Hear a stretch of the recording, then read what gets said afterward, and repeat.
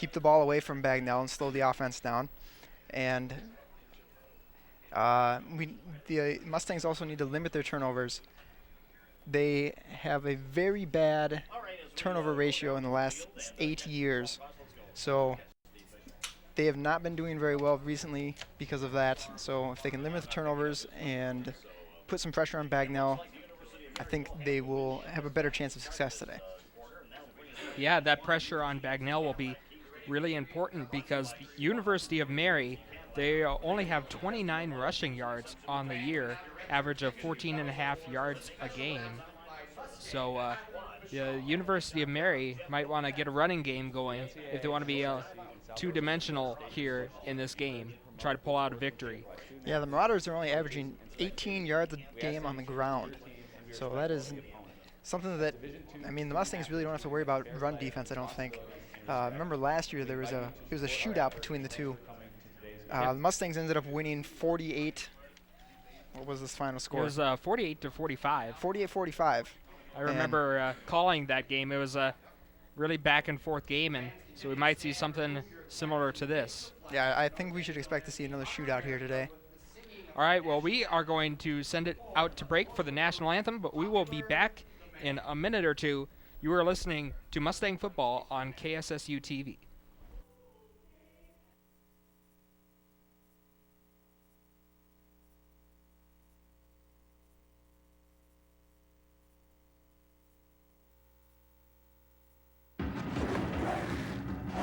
Hey, Barrett!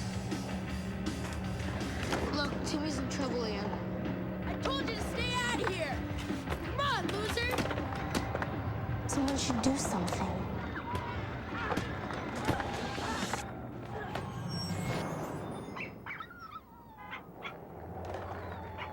Boy, you never see that happen. If you see abuse or neglect, learn what you can do at BeHumane.org. When you donate goods in response to an international disaster, it's expensive. They have to cross the sea, pass through customs, be inspected, sorted, then finally delivered. And often they arrive too late to help, making your good intentions feel a little empty. There is a better way. Cash donations are fast, simple, and allow professional relief workers to purchase supplies close at hand. Cash is best. Learn more at CIDI.org. Ladies, are you talking to your partners about HIV? 2 out of every 3 new HIV/AIDS cases in women are among Black women. Get informed, get tested. Early detection can save your life. If you test positive, seek treatment from a doctor. Join the campaign to end Black AIDS, a partnership between Abbott and the Magic Johnson Foundation. Go to WeStandWithMagic.com, get resources, and become a member. And join today, and thank you. Welcome back to Marshall, Minnesota. This is KSSU TV, our first broadcast of the year. Mustang football between SMSU Mustangs and the University of Mary Marauders. Again, University of Mary coming in with a 2-0 record, SMSU with a 1-1 record. Michael Sterling here and Adam Hudak on color. Pleasure to be bringing you this first telecast along with a gang of others in the production and on camera. It is a beautiful day for this football game, Adam. It is. It is typical windy, though, for this corner of the state. We should see, hopefully it won't be playing a big factor because it is kind of blowing from close to far instead of across the field. So it should be pretty even depending on, for both teams going either direction on the field. And as for the coaches for both teams, for the University of Mary, Myron Schultz, this is his 14th year as the coach of University of Mary, his 14th year overall. He is 93-48 as a head coach. And for SMSU, Corey Sauter, his third year as the coach for SMSU and as a football coach overall, he is 8-16 in his coaching career. The Mustangs are getting ready to receive the kickoff here. Start the game off. Yeah, the Mustangs have a chance to kind of draw first blood if they can get some points here right off the bat. It's going to be number 40, Tyler Ryan, kicking off for the Marauders. Ryan is a 5'10 junior.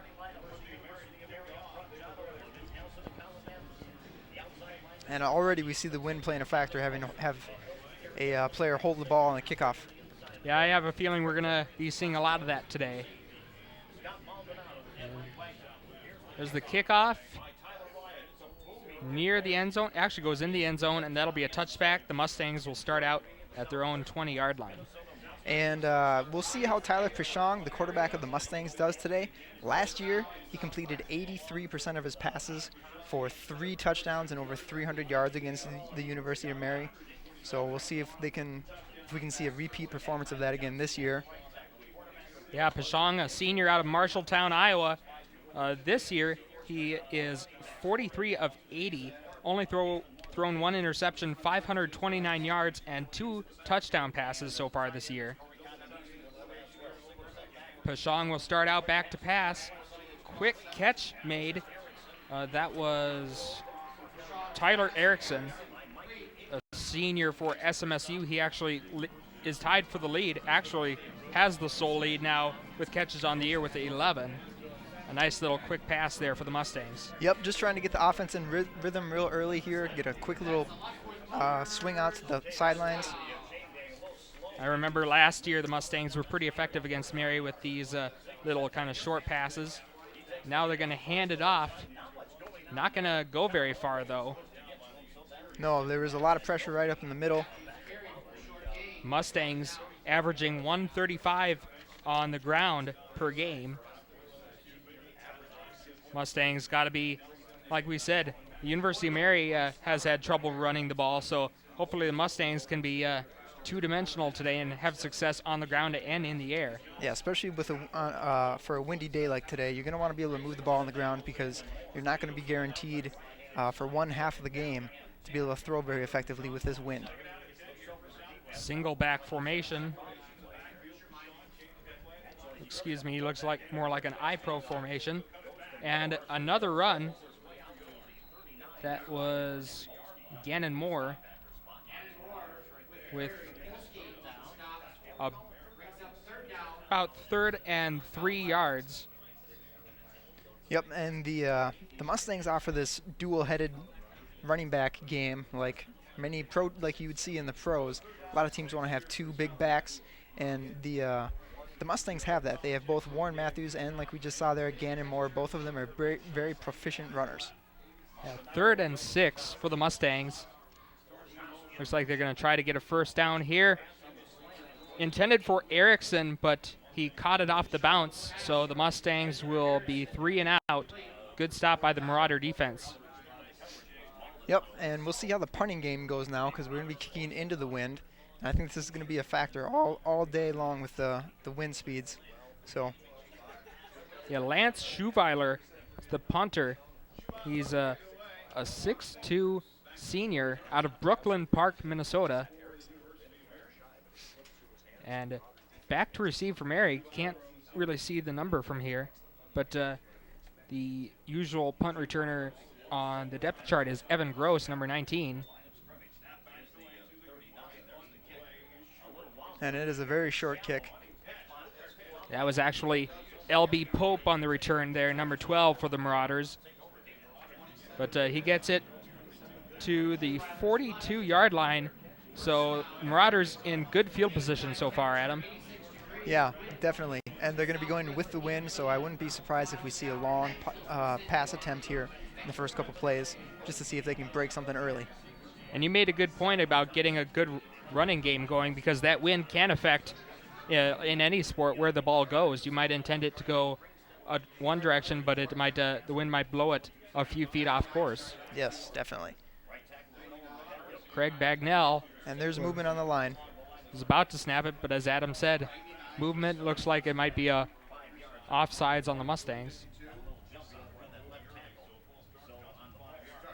Actually, I'm going to say it's a false start on the Marauders, so it'll be 1st and 15. Yep, the left tackle jumped there just a little too early. Michael Mortensen.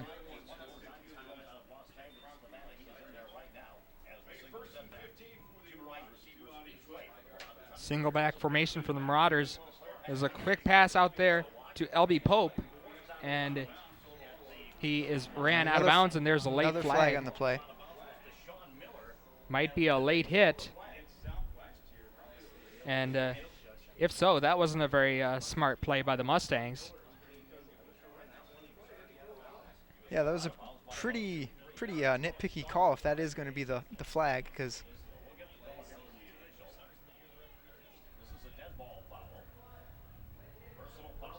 yep, it's going to be a late hit, and that'll be another 15 yards. So the Mustangs, kind of a quick mistake, and the Marauders in Mustang territory. yeah, awfully fast. And the University of Mary likes to run this no-huddle offense, so we'll see how the Mustangs defense is able to deal with that. Going with single back formation again, 3 wideouts on the play.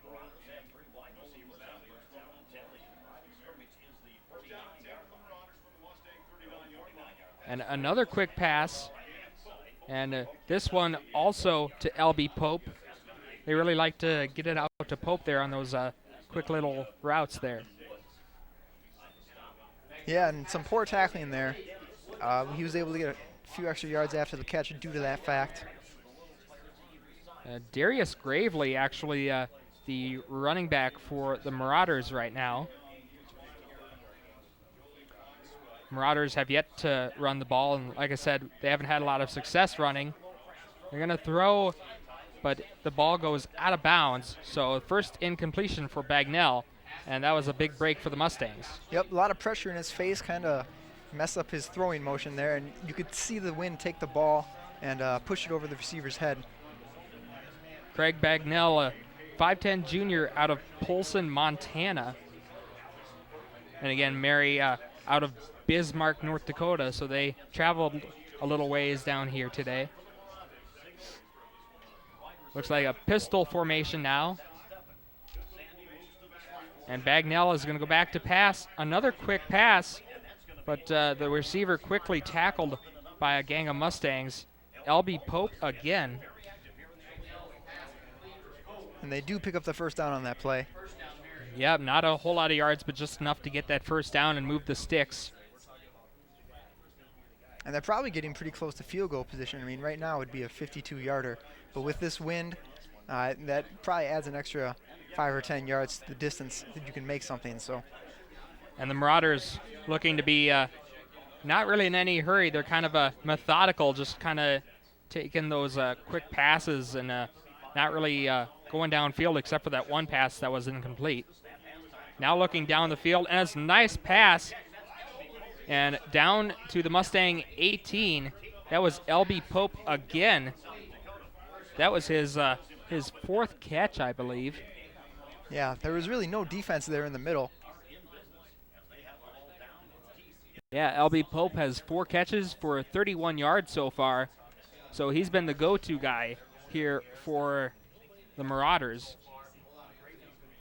Yeah, the Mustangs are going to have to figure out how to deal with this really spread-out offense. They ran 5 wide receivers on that last play, and there was no defenders in the middle of the field. And another quick pass again to Pope, and made a couple good moves, almost broke free, but the Mustangs were able to get him down to the 11, looks like. But again, another quick pass, and like we said, the Marauders being very methodical, now 2nd and 3. Yeah, this has been a very efficient drive with only 1 incompletion so far, and that big penalty that helped them out at the beginning of the drive. And like we said, we wouldn't expect University of Mary to run a whole lot. They've been, all their plays have been passing plays so far, so the Mustangs with a lot of defensive backs out there right now. And another quick pass. This one near the first down. Looks like he might have gotten the first down. And it will be the first down. Couldn't quite see the number of the receiver who caught that. But nice pass nonetheless, and it brings the Marauders that much closer to getting the first score of the game. Yep, they're going to have 3 shots inside the 10 here. And they running a little tighter formation on this play. Bagnell back to pass. Looks like he's not finding anybody open. He's going to scramble. Looks like he has an opening. He's going to take it. Is he in? The referee is going to give him the touchdown. A nice run by Bagnell, showing some speed there. Mustangs with good coverage, but they just weren't able to keep their eye on the quarterback there. Yeah, he had two guys streaking across the back of the end zone on his side of the field, but I think he saw that the defenders were a little farther back, and he took the chance making it to the corner of the end zone, and he was able to get there. And so the University of Mary, after a 3-and-out stop on defense, scores a touchdown on their first possession. Tyler Ryan in for the extra point.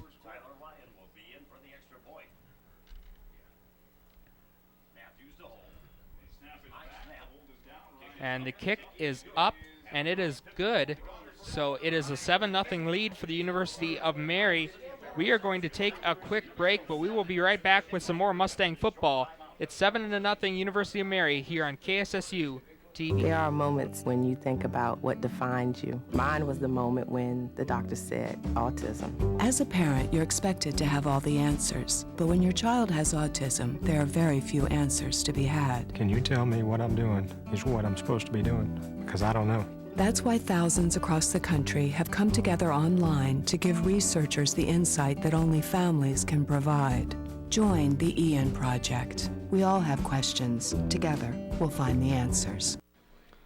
Welcome back to Marshall, Minnesota. University of Mary with a scoring drive on their first possession. University of Mary took up 3 minutes and 9 seconds off the clock. And Craig Bagnell did a good job on that drive. He was 6 of 7 for 42 yards and that running touchdown. Yeah, very efficient drive. Like you said, he was 6 of 7. Mustangs going to have to do better around the pass defense if they want to have a chance today. Again, the football being held so it doesn't blow off the tee. Looks like another deep kickoff in the end zone and a second touchback. That Tyler Ryan, he has a heck of a leg on him. Yeah, almost made it through the uprights on that one. So the Mustangs hoping to do a little better on their second drive. They got a few yards, but they ended up going 3-and-out in their first possession. We'll see what Pashong and the gang can do on offense. Yeah, I really think they're going to have to try to move the ball on the ground a little bit, at least in this first half. They're going into the wind right now, and we just saw what the Marauders offense can do. Looks like Warren Matthews in the backfield for the Mustangs, and they're going to give it to him, and he gets up to the 30. So a good gain of 5, and it'll be 2nd and 5. So good start for the Mustangs. Yep, those are the kind of plays that they need on first down. Get a nice chunk of yards, put them in good position for second down, and hopefully pick up some first and either on 3rd and short or just get them right here. And like we said, neither team really in a hurry to score. Both teams are kind of just nickel and diming it down the field with short runs and short passes.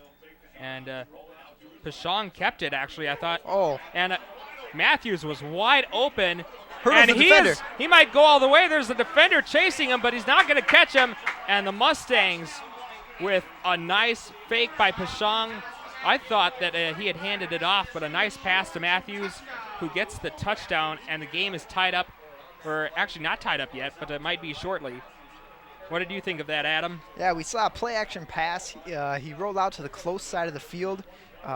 Warren Matthews escaped out the backside. Nobody covered him, and Pashong threw all the way across the field to the other side to a wide-open Matthews, who hurdled the defender on the way down the field into the score. Yeah, the Marauders were definitely fooled. I was fooled, too. I was looking at Matthews. I thought he had gotten the ball from Pashong, but Pashong kept it and ended up throwing it to Matthews.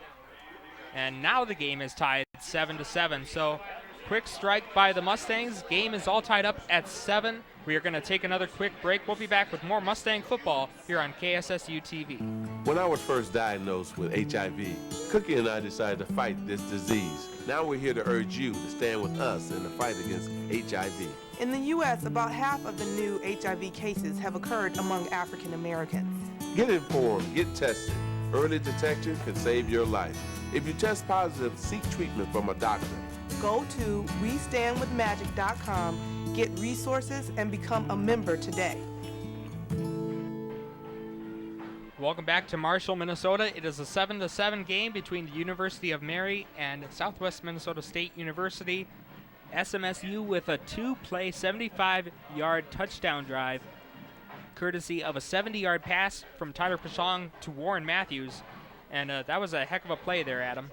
It sure was, and I'm thinking that we might see a replay of last year with seeing a shootout between these two teams, seeing 2 touchdowns in the first 6 minutes of the game. Yeah, 9:04 left in the first quarter, so not even 6 minutes passed by in the game. And again, the ball being held down on the tee to prevent it from being blown off. Yeah, and we'll get our first look to see how the wind is impacting the game when you go into the wind. This is the first kickoff we'll see in that situation. That's a fairly deep kick. Kind of knuckling. And it's going to go out of bounds, and that'll be a penalty. That'll give the Marauders good field position. And remember, the Marauders' first possession, the Mustangs had a late hit that gave the Marauders 15 free yards. Yeah, the Mustangs are going to have to avoid another penalty like that on this play, this drive, because as we've seen, the Marauders can really move down the field efficiently. And like we just saw there, the Marauders' kickoffs are going out of the end zone. The Mustangs' kickoff didn't even make it to the 10-yard line. So that's a difference of over 30 yards. So right now, the Marauders are going with the wind. That's going to have a big impact here for at least this first quarter with the Marauders on offense. And that will bring the ball to the 35-yard line. So the Marauders with a fairly decent field position to start off. Like I said, Bagnell was 6 of 7 in the first drive for 42 yards. L.B. Pope had 5 receptions for 37 yards. D.J. Young had the other reception for 5 yards. So we'll see who their go-to guy is on this possession. 5 wideouts. Bagnell with a quick pass. I believe that was number 81, Myron Baldo's McCarn. And that was a nice little quick pass. And that went for about 14 yards, so another first down for the Marauders. Yep, and we continue to see the no-huddle offense out of the University of Mary. So right now it shouldn't be a problem, but later in the game that can really start to tire a defense out, especially if the Mustangs have fast drives, either going 3 and out or scoring right away like we just saw.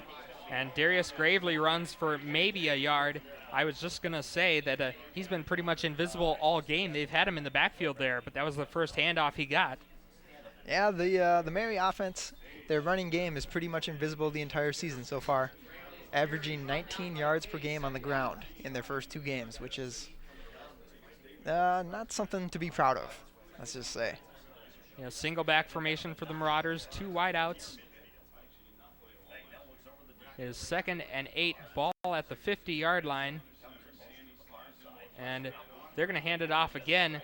And again, doesn't go far. Got 2 yards. They're going to mark him down at the 48. So it'll be 3rd and 6. Yeah, I'm really not understanding this. I would think that with the wind going with them right now, they would want to be taking as many shots down the field as they can. I know it's still early, but later in the game, they're going to be going into the wind, especially possibly even in the 4th quarter. So I think they want to get their shots in early, get as many points as they can on the board right away, build that lead up. Yeah, and Bagnell had a hot hand in the first possession, so I don't know why you would take the ball away from him, but I guess the coach has something different in mind so far. We'll see what happens on 3rd down here. Back to pass. Blitz. A quick pass again to McCarn, and that will be a Marauder first down. Mark it at the 38. That was another quick grab. Bagnell now 8 of 9 for 66 yards. Yeah, again, like we mentioned, Bagnell, he is a very outstanding passer. Last year, last week, he threw for over 400 yards, 4 touchdowns, and he led his team to a victory in the last closing seconds. Looks like going to hand off, and that'll go about 5 yards. 5-6 yards. So a nice little gain there on that run. It'll be 2nd down and 5 for the Marauders. And they have Evan Gross back there now in the backfield, number 19, junior for the Marauders. Mustangs are showing blitz, and Bagnell steps back and he calls an audible. Looks like the Mustangs might be blitzing a few players, and Gross gets the handoff. Looks like he might get the first down, but a flag thrown. Yeah, the right tackle pretty much tackled the defensive end going for the running back there, so we're going to get a holding call, and it's going to come on back. And that'll be a good break for the Mustangs because that was going to be a first down.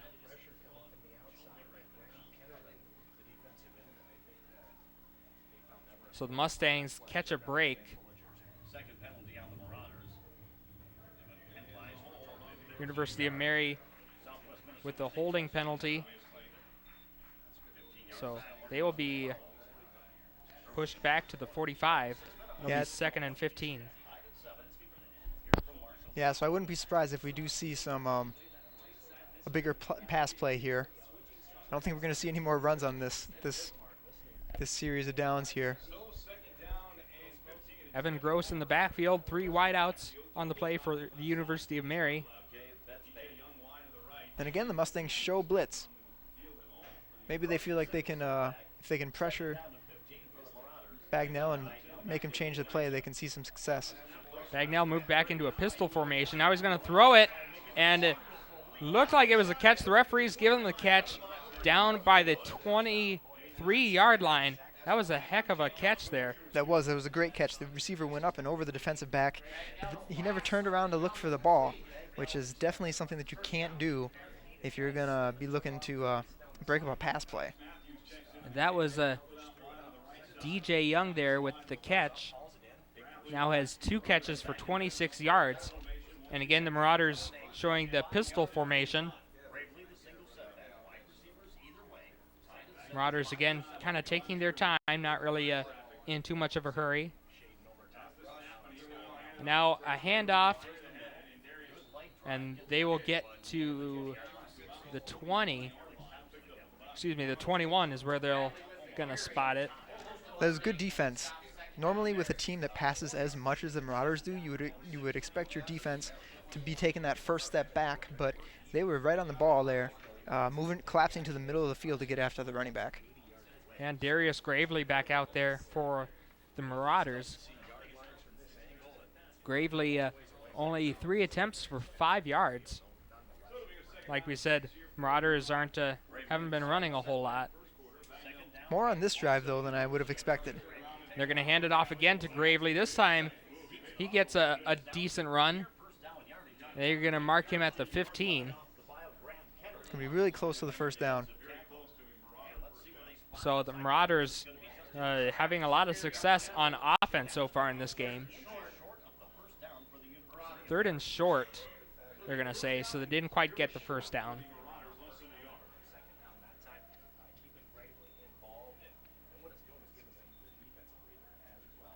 Coming up on a little less than 4 minutes left in the opening quarter. This is going to be a big play here if the Mustangs can hold them, make them go for a field goal attempt, because I think touchdown's going to win this game, not field goals.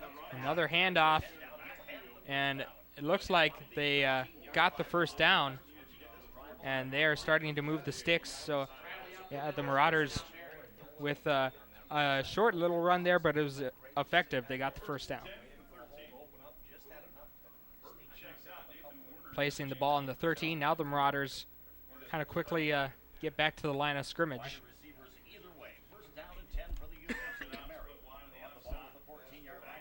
Bagnell back to pass. He's going to go for the fade route. Oh. Almost a one-handed catch. Receiver, it was DJ Young, jumped up and tried grabbing it with one hand, but just couldn't hold on to it. Yeah, that right there, that would have been SportsCenter top 10 worthy if he would have been able to come down with that. Between 2 defenders going up with one hand like that, just wasn't able to get a hold of it, though. Kind of reminiscent of Devin Smith, the Ohio State wide receiver, who had that nice one-handed catch in week 1 of the college football season. 5 wideouts now for the Marauders. 10th play of the drive here. Yeah, Mustangs, they must be starting to wear out a little bit. Pressure, Bagnell looks like he might scramble again. Had a wide open receiver, but pass falls incomplete.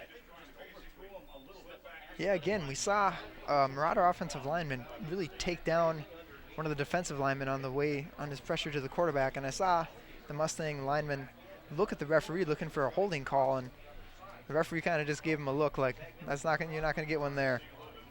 So it is 3rd and 10, and Adam, again, another opportunity for the Mustangs to hold the Marauders to maybe a field goal. Definitely, and they're going to need to, I think. Another 5 wideout set. They need to get to the 3-yard line to pick up a first. Mustangs again need a stop. More pressure coming, and another incomplete pass.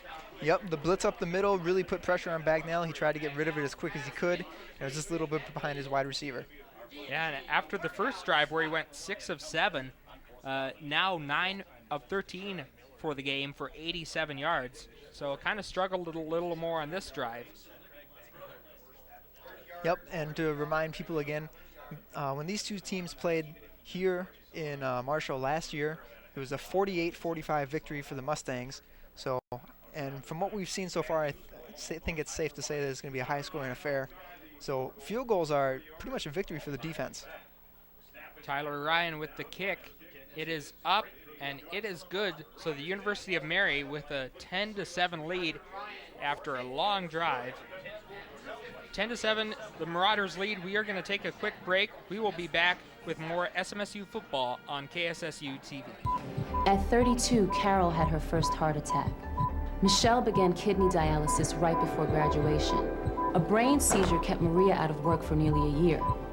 Without warning, lupus can attack the major organs. Every day, it disables its victims, especially women. Like most Americans, I didn't know how life-threatening lupus could be until my sister was diagnosed. It's time we do something about it. For more information about lupus, contact the Lupus Foundation of America. Welcome back to the RA facility at SMSU. Mustangs trailing the University of Mary 10-7 after a 13-play, 52-yard drive that took up 6 minutes and 11 seconds. So the Marauders really ate some clock there.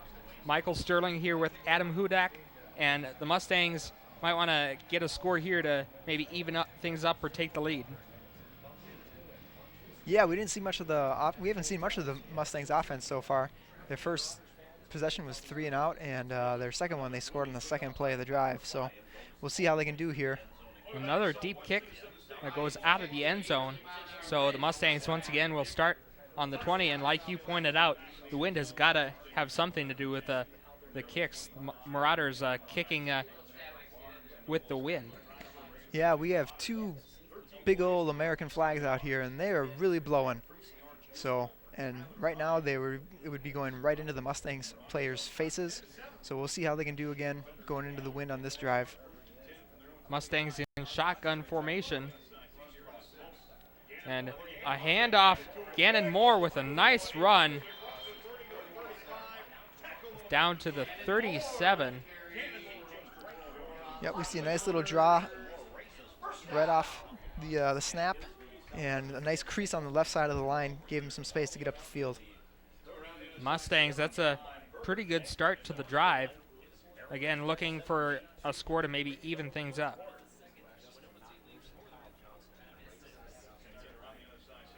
Again, shotgun formation for the Mustangs. Looks like a Statue of Liberty play, and Warren Matthews, a nice couple moves, and he will get close to the first down. Shades of Boise State versus Oklahoma in the 2007 Fiesta Bowl. Yeah, it was nice execution. There was the pump fake out to the right, like they were going to swing the pass out on a wide receiver screen, and Warren Matthews comes up behind Pashong and takes the handoff and squirts out to the left, and then he does some nice running, breaking some tackles. 2nd and 1 now at the 47. Again in shotgun formation. And it'll be another handoff. Didn't go very far, though. Looks like he may have gotten a little closer to the first down, and they're going to give it to him. So not a whole lot of yardage, but it gets the job done, Adam. Yep, just a little inside draw from the shotgun formation up the middle. Was able to pick up the extra yard or so that they needed for the first down. Mustangs kind of even their rushers. Gannon Moore, 3 attempts for 17 yards, and Warren Matthews, 3 attempts for 14 yards. So kind of distributing the ball to the running backs quite evenly. Yep, that's that twin-headed monster we talked about before the game starts. And again, now they run a reverse. And a reverse, and the Marauders read that pretty well. Didn't look like the Mustangs went anywhere. So all that running side to side, but they didn't get very far. Nope, that wasn't a very effective trick play there. I think they're, with that Statue of Liberty play, I think the University of Mary kind of woke up after that. Going to be paying a little more close attention to the plays that they're running. 49 seconds left in the opening quarter. Again, Marauders with a 10-7 lead over SMSU. 2nd and 10 for the Mustangs. And Pashong going back to pass. Little pressure being shown. Pashong is just going to throw it away. So it'll be 3rd and 10. Yeah, he rolled out and they ran a naked bootleg there, and the wide receivers were covered pretty well down the field. Plus, there was 3 different Marauder players in Pashong's face. So he just made the smart decision and threw it away without taking the sack. So 3rd and 10 for the Mustangs. They're going to have to get to the Marauder 43 for a first down. The receivers are going to have to get past those first down sticks. Again, shotgun formation. See what the Mustangs do here. Pashong back to pass. Pressure being shown again. He's going to throw it, and a nice catch for the first down. That was number 81, Adam Olson. Yeah, that was kind of a risky pass. He threw it right in between 2 Marauders.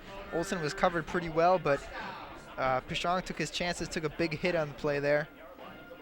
Adam Olson, a sophomore out of Pine City, Minnesota, coming up with the big grab there. That was his first catch of the day. Went for 14 yards and a big 3rd down conversion there for the Mustangs.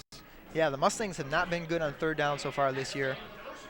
And that is the end of the first quarter, so the University of Mary with a 10-7 lead over SMSU. So we are going to take a break, and we will be back with second quarter action. You're watching Mustang football here on KSSU TV.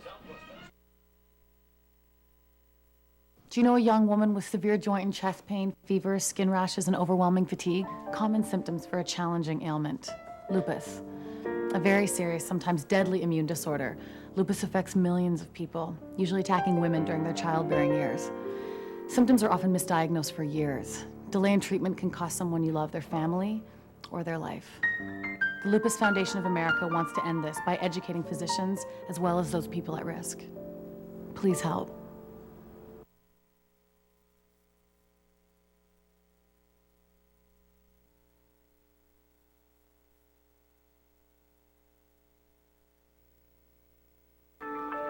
Will I always be working weekends just to stay out of debt? Is a great college for our kids? Out of the question? Is the American dream Out of our reach? Not if we can help it. We're the National Endowment for Financial Education, a nonprofit organization dedicated to helping people just like you get smart about their money. Log on to smartaboutmoney.org today and start taking control of your financial life. Welcome back to Marshall, Minnesota. SMSU down 10-7 against the University of Mary. Quick pass there by Pashong. That pass out to number 8, Jordan Cross. That was a kind of a decent gain there. Yeah, he took a big hit after catching the ball, being forced out of bounds. But again, going with the win now, so we'll see if they can take advantage of that. Close to the first down, 2nd and 2. They hand it off now. Warren Matthews gets the first down to the Marauder 25. Yeah, again, we see another shotgun formation, inside handoff to the running back, and they've been effective so far. University of Mary with 8 first downs, SMSU with 6, so both teams moving the ball really well. Another nice run by Matthews. Close to another first down. Markham looks like at the 16-yard line. Yeah, he carries a defender for several yards there. Telling him, get off me, son. I'm trying to run this ball here. Matthews, 4 rushes for 20 yards. It'll be 2nd and 1. So the Mustangs really doing a good job of getting decent yardage on first downs. Yeah, that's a big thing for them too, because on the season they're 33% conversion rate on third downs, which, I mean, they haven't had much success. The University of Mary also only has a 35% conversion rate. But the difference is the Mustangs have had 27 third down attempts versus 11 for the University of Mary. So the Mustangs have had a lot of third down opportunities and haven't converted on too many of them. It's a very good stat, Adam, and that last run for Matthews gave him 29 yards on the day. 5 rushes for 29 yards for Matthews. Mustangs been doing a lot of shotgun formation the last 2 possessions. And I got tricked. I was following Pashong, but he handed it off to Matthews. Gets it down to, they're going to mark him at the 8, either the 8 or 9. Mustang first down. It'll be 1st and goal for SMSU. Yeah, another good play action play. As you can see, I was faked out too for a second there with that Pashong handoff. Quarterback draw for Pashong. He's not going to get very far. Maybe a yard or 2.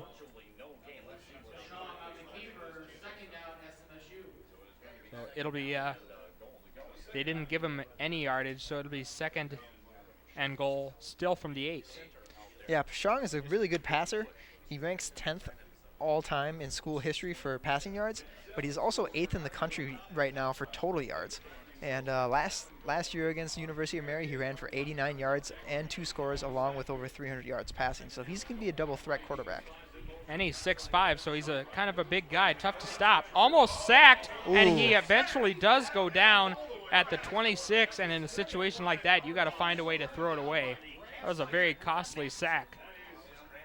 Yeah, you're mentioning his size. He's tried to just shrug off this defender, but he gets a hold of the back of his jersey and drags him down with a big loss. If he would have just stood his ground and tried to make a move to the side, even if he ended up taking the sack, it wouldn't have been as big of a loss as it is, because we're at 3rd and 25 now.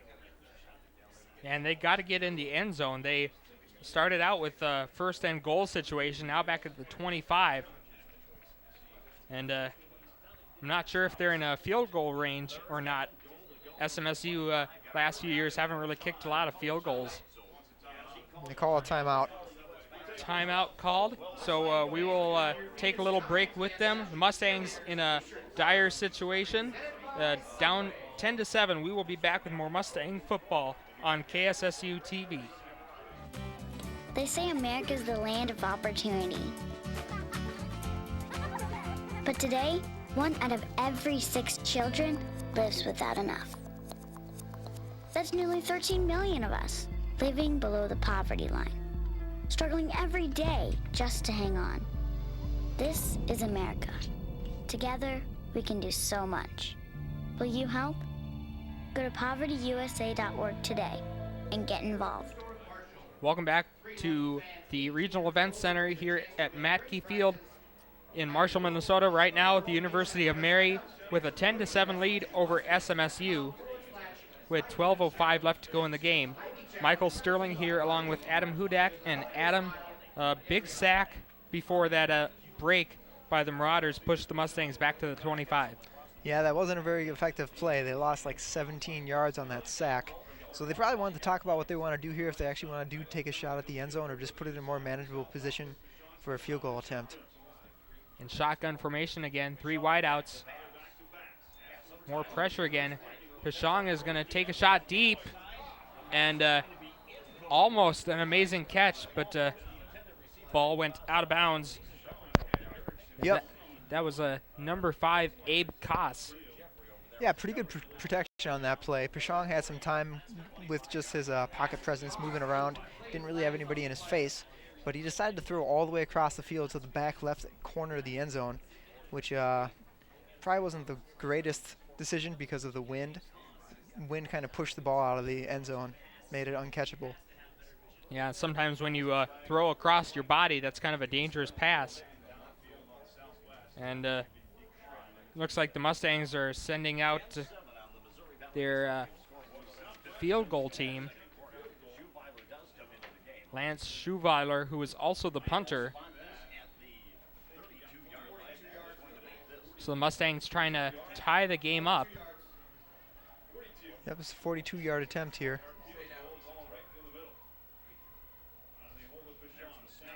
Snap is pretty good. The kick is up. Long and enough. It is good. So the Mustangs tie the game up at 10 with 11:52 left in the second quarter. So the game tied at 10. We are going to take another quick break. We'll be back with more Mustang football here on KSSU TV. Alone, our reach is limited. No matter how great our intentions, on our own, we can only stretch so far. But at Rotary, we believe the right group of people working together can make our communities, our world, a better place. Rotary, humanity in motion.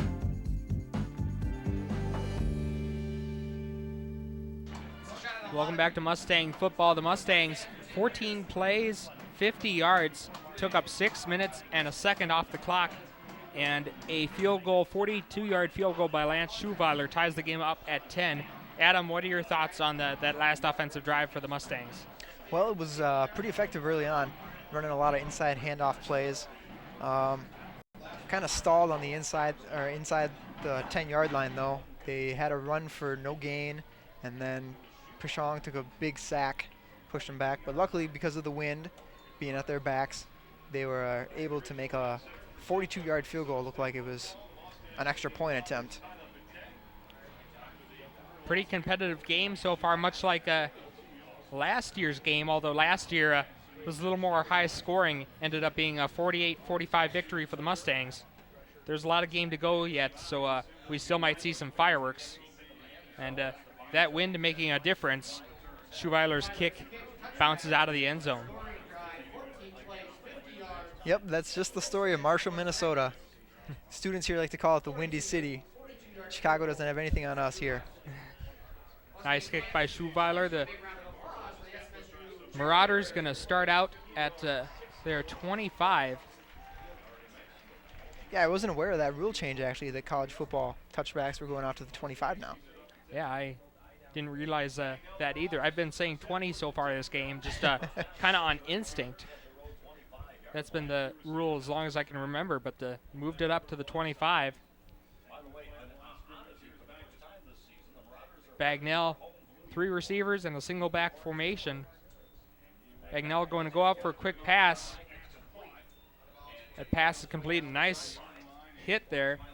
That was number 3 for SMSU, Tate Bunkers, with a kind of a nice hit. Yeah, and he's lucky that the referees decided not to throw a flag again for a late hit out of bounds on that play, because he was wrapped up and going out of bounds by being taken out of bounds by another Mustang player when he came up and smacked him in the face. So, yeah, kind of a close call, but good, clean hit, according to the referees anyway. It is 2nd and 6 from the 29. Again, single back formation with 3 wideouts. And handoff. And they're going to spot it at, they're going to give him maybe half a yard. Actually, no gain on the play, 3rd and 6.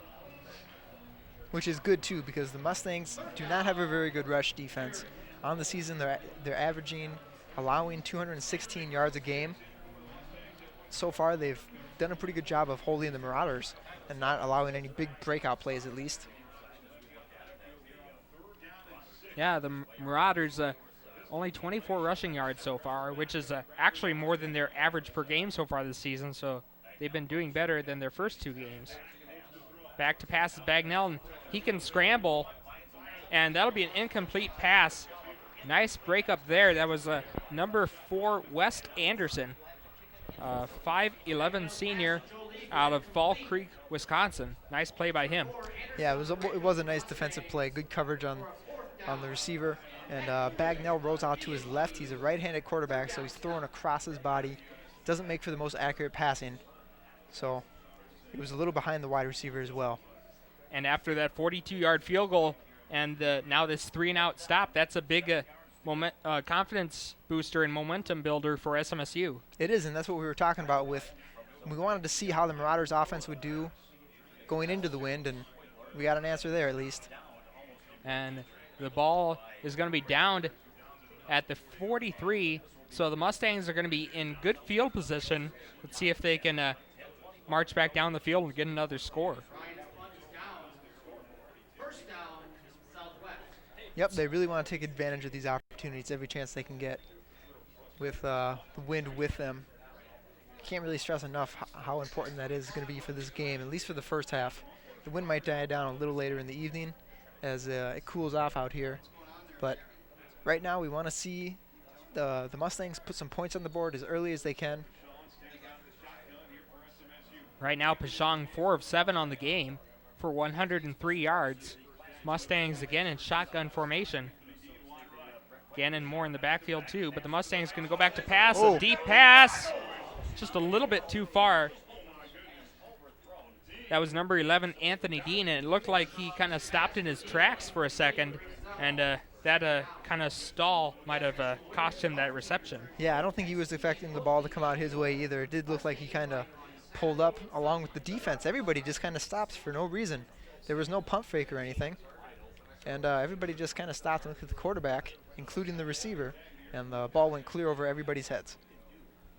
Now 5 wideouts for the Mustangs. 2nd and 10. Again, good field position at the 43. Low snap. Pashong picks it up, though, and he's just going to keep it. And another costly sack going to push the Mustangs back to the the 34, the 35.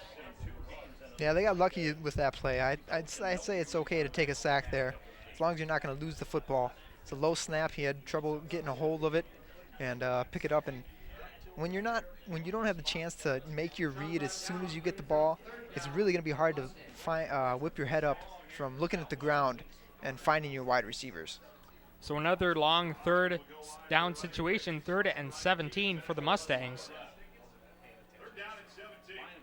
Pashong back to pass, going to find some open room, and he does get sacked. I thought he was going to get away. That was number 9, John Oilo, junior for the University of Mary, with the sack on that play, and the Mustangs got pushed back on that possession. Yeah, it looked like Pashong, he was a little anxious to tuck the ball and run. If he would have just taken a step up into the pocket, I think he would have been all right, because there was a nice heavy edge rush from the Marauders, but instead he kind of pulled it and looked like he wanted to take off and run, and then he was ready to throw it again, and just wasn't working for him. So after that 3rd down stop, Mustangs can't take advantage of it. Kind of a nice punt there. Return man wasn't able to handle it, and the Marauders will start down at their own 29-yard line. So, Adam, what are your thoughts on the game so far? It's been pretty competitive, pretty close. Yeah, we've seen some good rushing from the University of Mary, which was at least surprised me. They, like you said, they already have more yards this game than their average for an entire game, and we're not even to halftime yet. We're only halfway through the 2nd quarter. So that's kind of a surprise, and I actually would have expected to see a couple more points on the board already, just because of the nature of both of these teams. The Marauders do have a really good passing offense, but their passing defense is also not very good. They're weak. Passing is their strength and their weakness. Speaking of running, they get a nice 1st down run down to the 42, so a 1st down for the Marauders.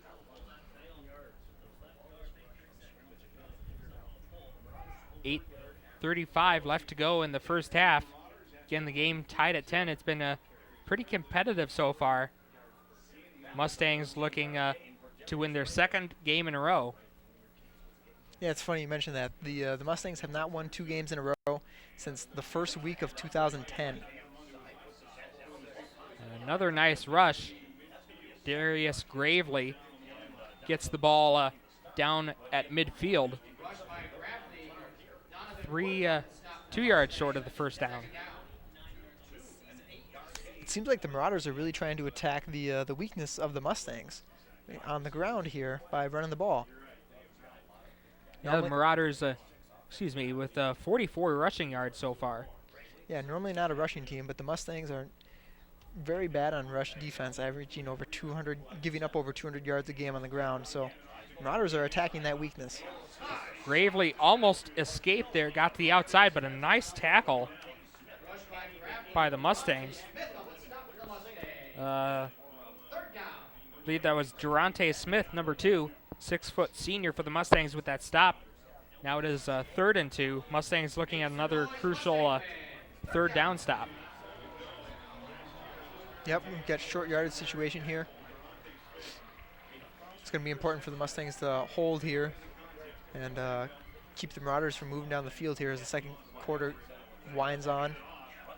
And another run, and he got close to the first down, if not getting the first down. Got to wait and see on the spot. They give him the first down. Evan Gross got the carry that time, so a first down for the Marauders. Now less than 7 minutes left to go in the half. Just a reminder, again, talking about the wind, it is going to be harder to kick a field goal going this direction because they will be kicking directly into the wind. So they are going to have to get a little closer than they would go in the opposite direction. Single back formation again. 3 receivers set for the Marauders. Another quick pass, a nice catch, and a shoestring tackle, just barely getting him. That was number 3 Tate Bunkers on the tackle. And L.B. Pope with the catch, his first catch in a while. He had 5 catches in the opening possession, but this is his first catch since then. Second. He's 7 catches for 46 yards. Quick snap here. And looks like it was Gross on the carry there. Flag on the play, though. Got down to the 40, but we'll see what the flag is about.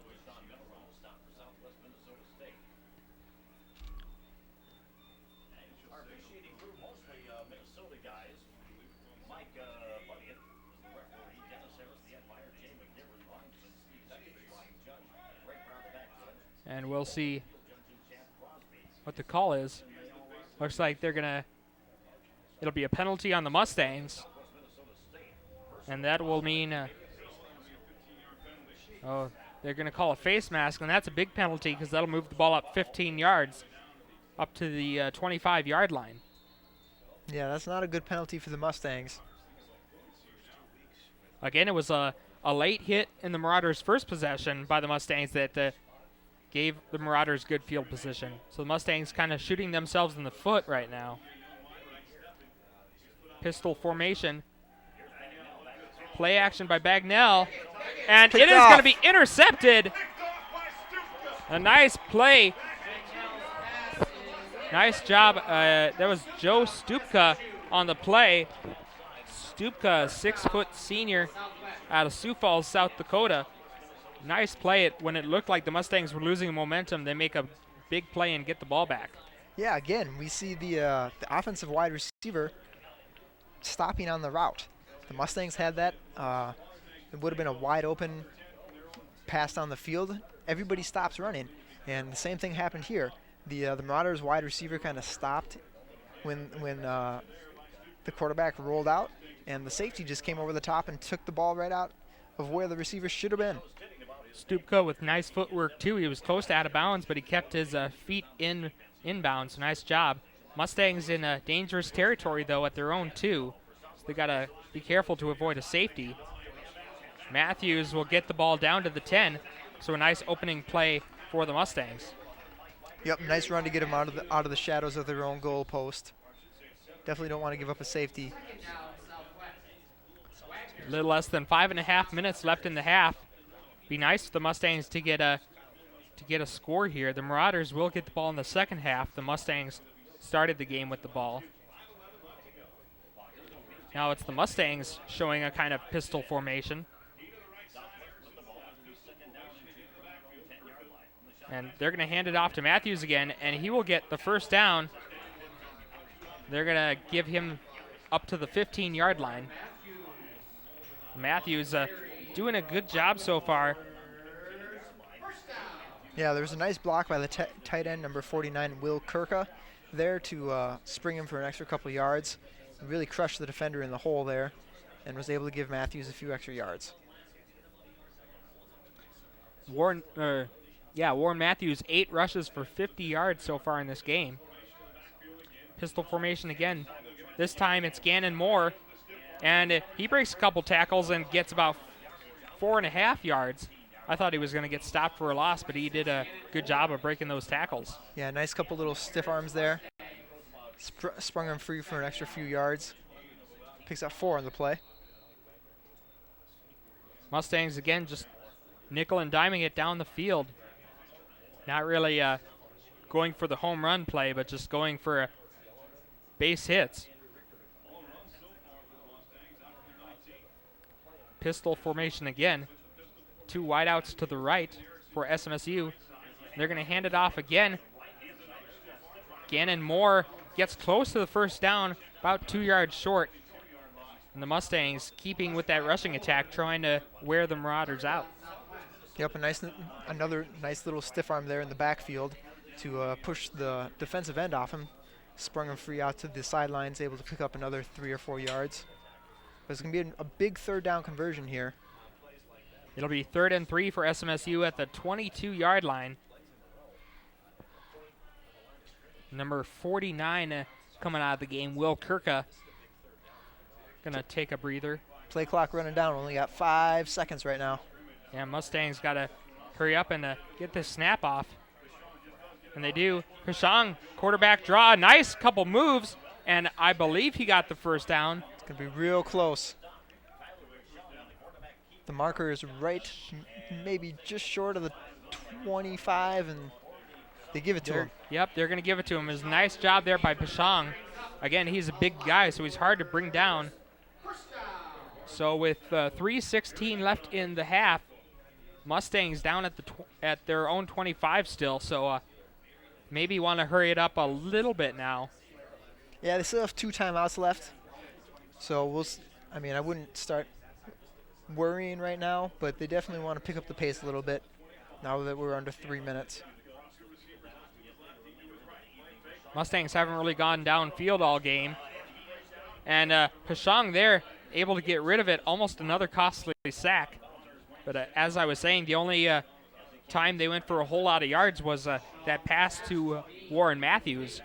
And that was only just like a 2-3 yard pass, and Matthews caught it, was able to run in the rest of the way.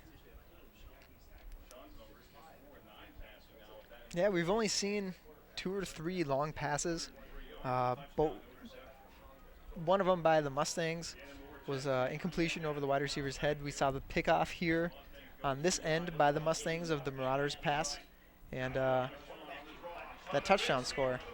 Pashang finding an opening, and he will get the first down. Nice job by Pashang, trying to channel his inner Michael Vick down to the 38-yard line. Yeah, that's a nice carry by the quarterback. Those quarterback draws working well. This Marauder defense not really expecting that late kind of a run by Pashang. Now the Mustangs come with a 5-receiver set. Pashang alone in the backfield. Look, and another drop snap, but a flag thrown. Looks like some of the Marauders players might have flinched a little bit. Yeah, I'm going to have to see what the call is on that, because the whole defensive line moved. So that would be a nice break for the Mustangs if it's against Mary.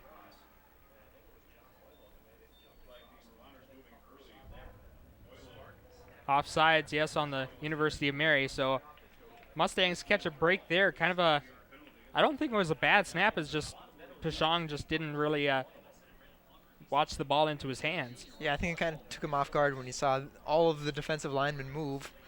Might have distracted his attention for just a split second at the wrong time. But luckily, there is the flag on the defense. So no harm, no foul. Pashong back to pass. A lob pass. Oh my goodness! A drop by Anthony Dean, and he is going to be kicking himself for that. That was pretty much a gimme pass. He had beat his defender, and the Mustang faithful, we could hear him let out a collective groan from down in the stands. Yeah, that was a beautiful pass, and it hit him right in the hands. I mean, it's a tricky catch. He was trying to go over his shoulder, but it hits you right in both your hands. You got to catch that ball. It's what our baseball coach always said. If it gets to your hands, you got to make the catch. Yep, if it touches your glove, you should have caught it. So Mustang's going to try it again, and a quick pass. Nope. And rule it incomplete. It did look like the ball hit the ground for a little bit. Yeah, I thought it bounced up into his hands too. That was number 17, Tyler Erickson, the intended receiver. The Mustangs, third and 5. You can see on the replay there, he kind of scooped it at the very end. Trying to trick the referee a little bit. 1 minute, 45 seconds left. And now all of a sudden a big third down conversion here, and they call timeout again. So we will take a quick timeout with them. 1:45 left in the half. SMSU and the University of Mary tied at 10. We will be back with more Mustang football here on KSSU TV. 626,000 investors. That's how many people SIPC has helped since 1970. Over $15 billion. That's how much SIPC has made it possible for investors to recover. SIPC. That's the Securities Investor Protection Corporation. An investor's first line of defense in the unlikely event that a brokerage firm fails. SIPC, for real people, like me. And you. Welcome to the Regional Events Center in Marshall, Minnesota. Southwest Minnesota State University and University of Mary tied at 10 with 1:45 left to go in the first half.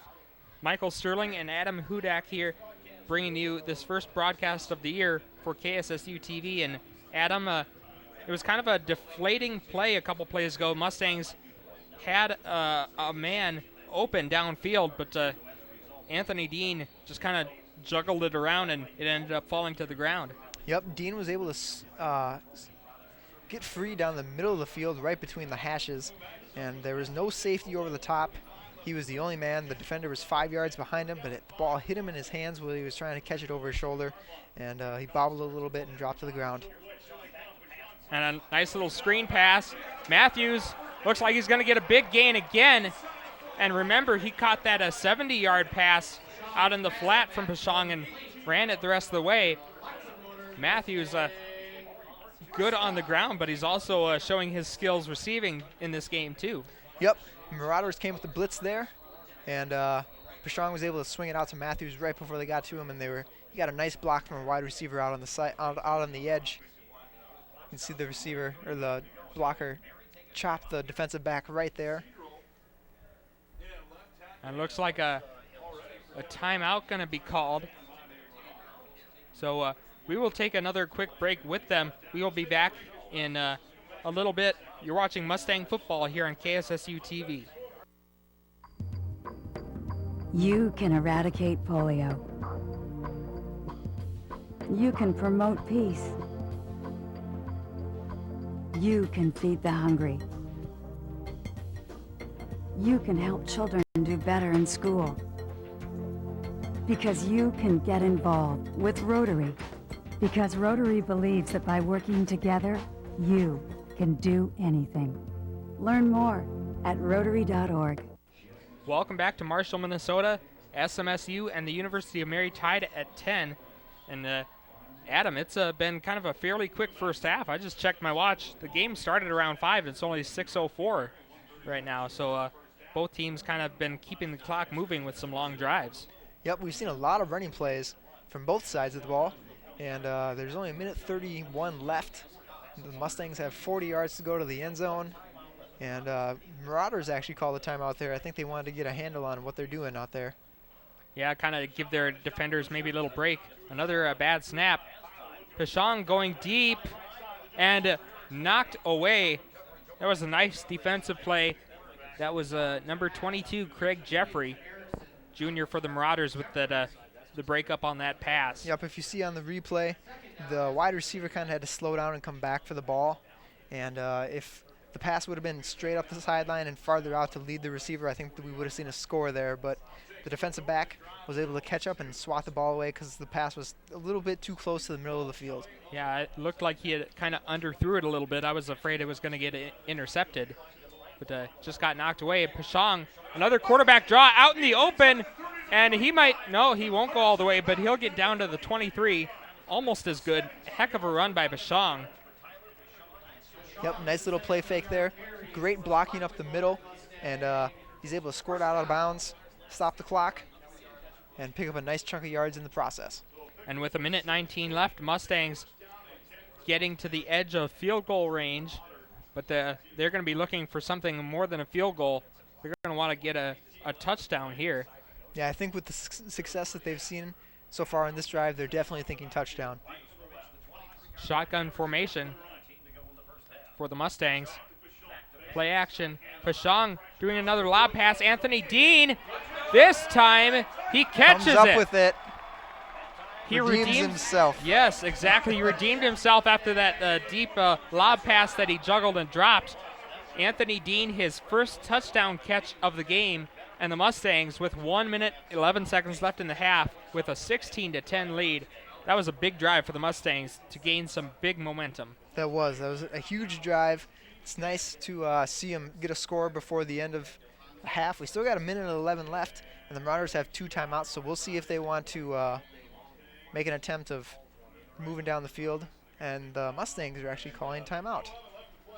Yeah, timeout by the Mustangs, but I was kind of glad that they went back to Dean there, kind of get his confidence back up, like we said, after that crucial drop earlier in the possession. Yep, he definitely came up big when they gave him the chance to.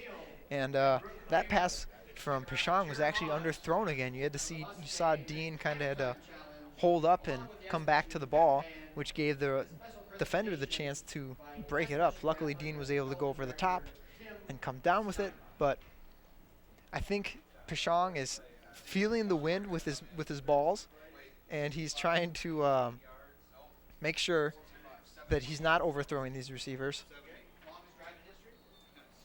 Because you can tell he's definitely putting a touch on each pass that he throws. 13 plays, 98 yards on that scoring drive, 4 minutes and 28 seconds off the clock, and the extra point attempt is good. So the Mustangs with a 17-10 lead over the University of Mary with 1 minute, 11 seconds left.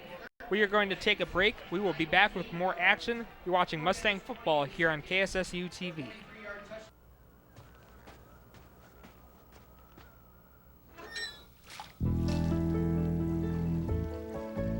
When you start with Rotary, good things happen. Rotary is ordinary people working together to clean the environment, stop disease, and accomplish other extraordinary things. Learn more at Rotary.org.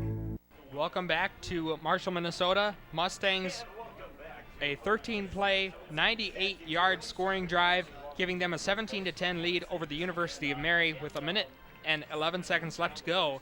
And it'll be interesting, Adam, to see when Mary gets back on offense if they will try to go for the score or if they'll just want to go into halftime, because they'll be getting the ball to start the second half. Yeah, it'll be interesting to see. Right now, they will be going into the wind for the last 1 minute, 11 seconds. They do have 2 timeouts, so it's going to be 75 yards in 70 seconds. So we'll see what they decide to do.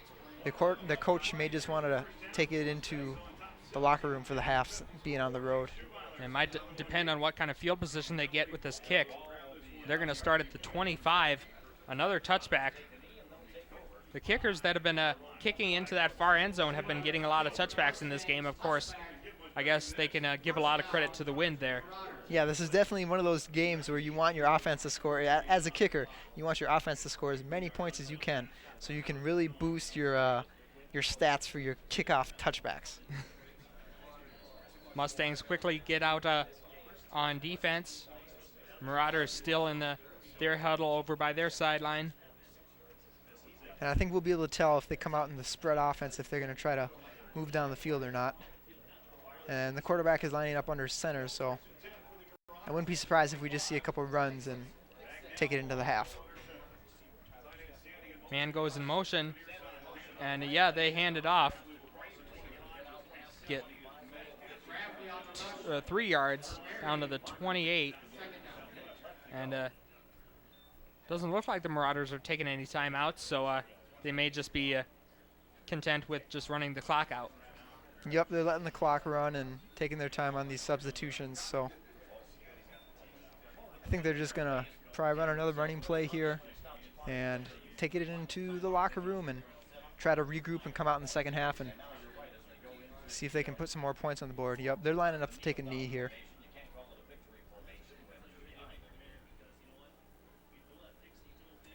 And indeed, they do take a knee, and that'll be the last play that they have to run. And they're heading towards the sideline, so yeah, they're just going to relinquish the ball for the half. And as the clock runs down, let's talk about this game so far. Adam, what did you think of the first half? Well, I think the Marauders did a good job moving the ball on the ground, but I think I wouldn't be surprised if we see some more out of Craig Bignell and the Marauders offense here throwing the ball in the second half, because that is their strength, and I would think that that is going to be what we see. Try to get some points on the board. Mustangs did a good job too, moving the ground on the ball and the air, and they got that turnover too, which was also one of the game points. They get those turnovers, limit their own, and they should be in good shape to win. The University of Mary was leading 10-7 after one quarter, but SMSU scored 10 points and held Mary to 0 in the second quarter for a 17-10 lead. We will be back in a little while and bring you some stats and start the second half. But for right now, at halftime, it's SMSU 17, University of Mary 10. We will be back in a little while to bring you the rest of the second half. You are watching Mustang football here on KSSU TV.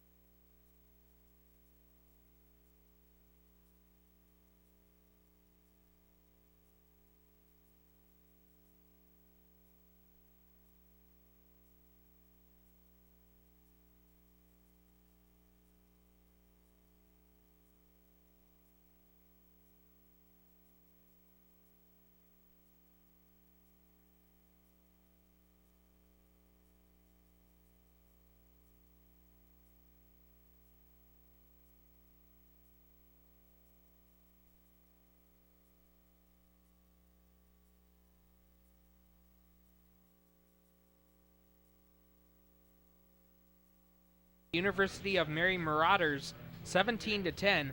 Michael Sterling here along with Adam Hudak. And Adam, the Mustangs kind of struggled at times in the first half, but they were able to take momentum late and take the lead. Yep, they ended their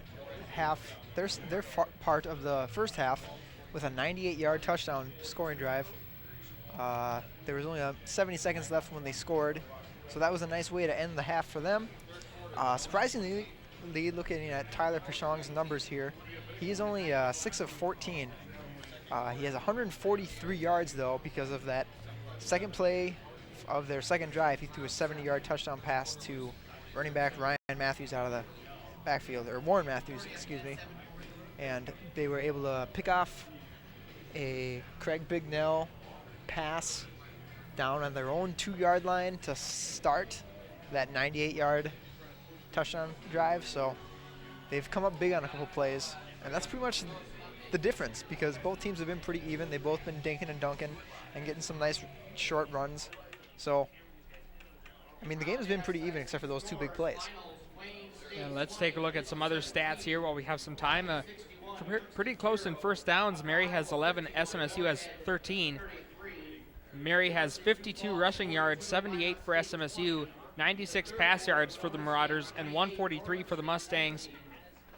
Penalties, University of Mary has 3 penalties for 20 yards. SMSU had a couple personal foul penalties for 30 yards. And one thing we didn't mention in pregame, this is only the 6th meeting between these two conference members. University of Mary leads the series 3-2, but SMSU has won the last 2 meetings. So Mustangs looking to be on a 3-game winning streak against the Marauders and get their 2nd win overall. The Marauders going to receive the kick to start the second half. And again, the Mustangs kicking with the wind. And another touchback. No surprise there. That side of the field has been good kicking the whole game. Yeah, that's all we've seen. Every kick that's been going from right to left has been out of the end zone.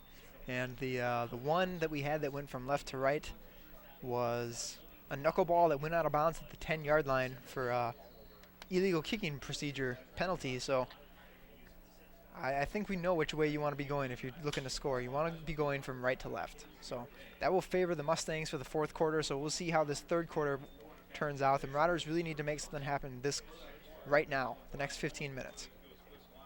Craig Bagnell has been 11 of 17, 96 yards, 1 interception. Handoff there for the Marauders.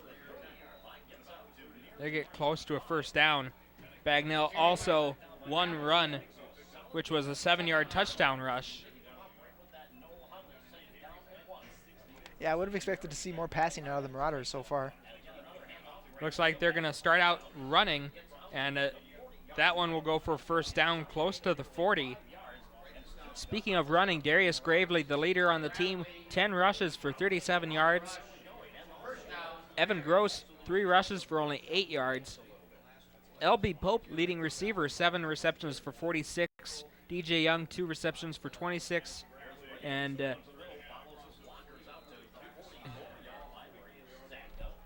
it's kind of a hard name to pronounce. Myron Baldo's McCarn, 2 receptions for 24 yards. So. Yeah, short pickup of 4 yards there on that carry. Puts them at 2nd and 6 as they move closer to the halfway mark of the field. And yet another run. So the Marauders really picking up the pace here, trying to wear out the Mustangs coming out of halftime. Yeah, working on that ground and pound. It's going to be 3rd and short. I mean, it's kind of the Marauders, they moved down the field on that first drive.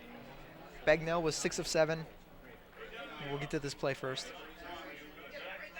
And it looks like they're going to get the first down, and they are. They're going to move the sticks. So Mustangs had a chance to stop them at the line of scrimmage, but a couple nice moves. Yeah, and back to my point real quick. The Marauders, their first drive, Bagnell was 6 of 7. They moved down the field with authority.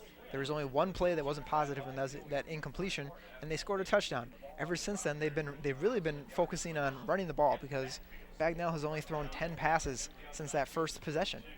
And that's their strongest point. Bagnell was the reigning NCIS Offensive Player of the Week. So, I mean, the Mustangs have a bad running defense, and so maybe they feel like they can attack that. Ooh!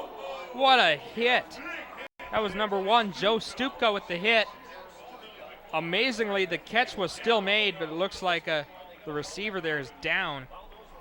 Just looking at the replay, man, that hurts me. Yeah, he put his helmet right into his chest. And the player is down. We'll take a look at it again. His feet didn't even have a chance to touch the ground before he got knocked down on his back.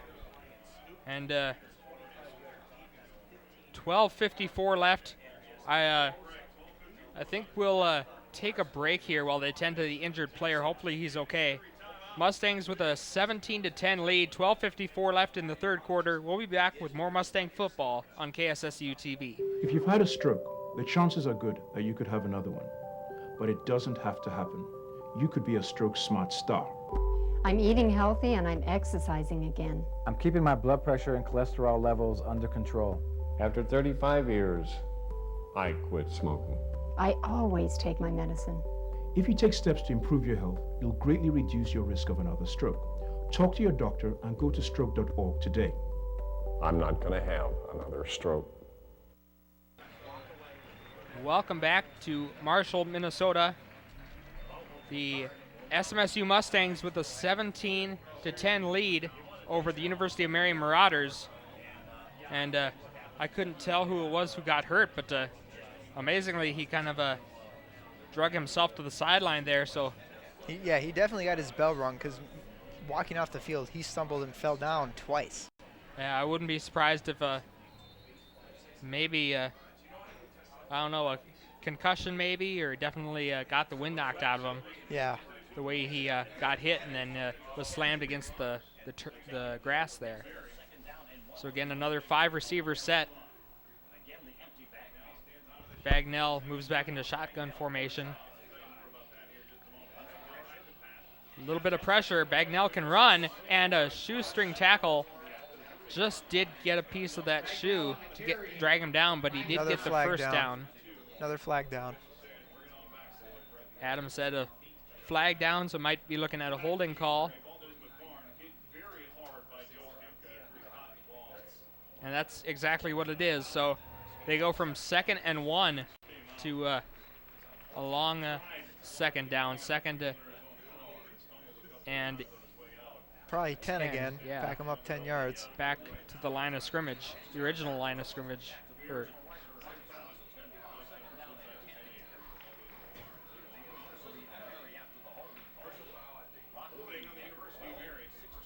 Single back formation now for the Marauders. 3-receiver set.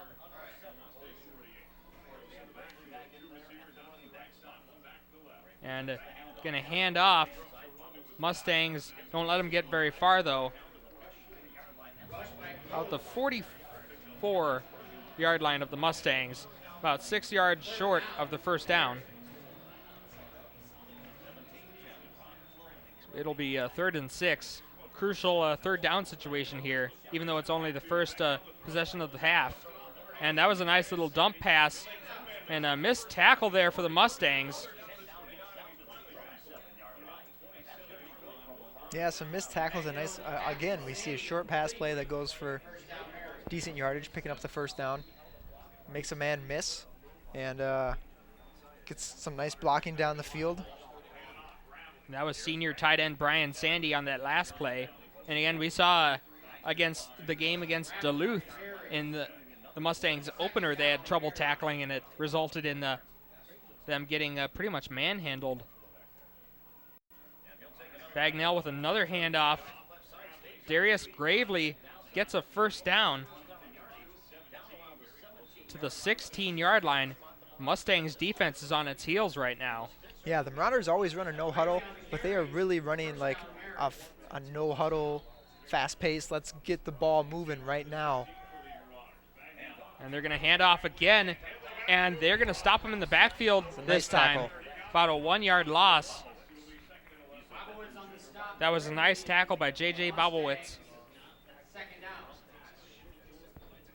Bobowitz junior linebacker for the Mustangs. And now the Marauders kind of take their time this time before the snap. 2nd and 11 at the 17. Evan Gross in at the back spot now. Yeah, the Mustangs move 8 guys up into the box, trying to slow the run down. Kind of a fade route and caught, but Out of he is bounds. out of bounds. Good pressure on the quarterback that time. Yeah, nice job there also by safety Joe Stupka, kind of on the receiver there, not really giving him a lot of room to work. 3rd and long now, 3rd and 11. Marauders need to get to the 6-yard line for the first down. Right now, number 97, Sam Gall, coming in for the Mustangs on defense. 3 receiver set, pistol formation, and a flag is thrown. And Mustangs acting like it is on the Marauders. We will see, and it will be a false start on the Marauders, so now it is 3rd and 16. Yeah, one of the wide receivers split out to the left, got set, and then he flinched a little bit, I think. That's what all the Mustang players are pointing at. So that'll make it all the more difficult for the Marauders to get this first down. So the Mustangs, obviously probably not going to see a running play here. Going to put a lot of defensive backs and safeties in on defense. Yep, only 3 down linemen. And whistle is blown. I'm not sure exactly. Oh, a timeout. Timeout for SMSU. So we will take a timeout with them. SMSU for the moment with a 17-10 lead with 10 minutes, 12 seconds left in the 3rd quarter. We will be back in a little bit on KSSU TV. Like all new parents, my husband and I want what's best for our baby. When it came to immunizations, I wanted the facts. So I carefully researched vaccines, talking to pediatricians and other experts and asking tough questions. The answer was obvious. Vaccines like those against measles and influenza are not only a good idea, they could save our daughter's life. Take the time to get the facts. Vaccines save lives. Welcome back to the Regional Event Center in Marshall, Minnesota, where the Southwest Minnesota State University Mustangs have a 17-10 lead over the University of Mary Marauders.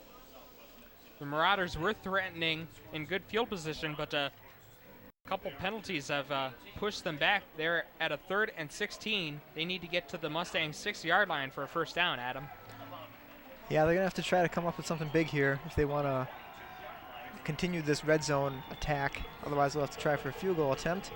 They have 4 wide receivers, and they're running the shotgun once again. Crowd really getting into this, trying to cause some pressure. Here comes the Mustangs. A fade route and caught for the touchdown. Just when we thought the Mustangs might be looking at a stop, Craig Bagnell with a nice little pass. And a touchdown for the University of Mary. Yeah, the Mustangs cornerback Tate Bunkers got beat on that play. There's a nice little corner route by the wide receiver. And a deflating touchdown. The Mustangs thought we might see a stop here. Now the game is 1 point away from being tied up. Tyler Ryan in for the extra point. Snap is a little high, but the kick is up, and it is good, and we are looking at a tie ball game. 17-all, SMSU and Mary with 10 minutes, 5 seconds left. We will take a quick break, but we will be back with more Mustang football on KSSU TV. If you've had a stroke, the chances are good that you could have another one. But it doesn't have to happen. You could be a stroke smart star. I'm eating healthy and I'm exercising again. I'm keeping my blood pressure and cholesterol levels under control. After 35 years, I quit smoking. I always take my medicine. If you take steps to improve your health, you'll greatly reduce your risk of another stroke. Talk to your doctor and go to stroke.org today. I'm not going to have another stroke. Welcome back to Marshall, Minnesota. University of Mary with a 12-play, 75-yard drive, took up nearly 5 minutes of clock. Craig Bagnell with a 22-yard touchdown pass to Jeremy Mayfield. And just like that, it was 3rd and 16, Adam, but Marauders in one play not only get the first down, but get a touchdown, and it's tied at 17. Yep, that was, like you said, definitely deflating for the fans here at least. We were looking for a stop, but it was a nice pass. The wide receiver ran a really nice route and made a nice catch in the back of the end zone, making sure to keep his hands underneath the ball as he went to the ground. So, yeah, we are tied up here, and we'll see if Warren Matthews can do anything with the return here. Like we mentioned, 10 minutes, 5 seconds left in the third quarter. Marauders scored on their opening possession of the half. Let's see what the Mustangs can do.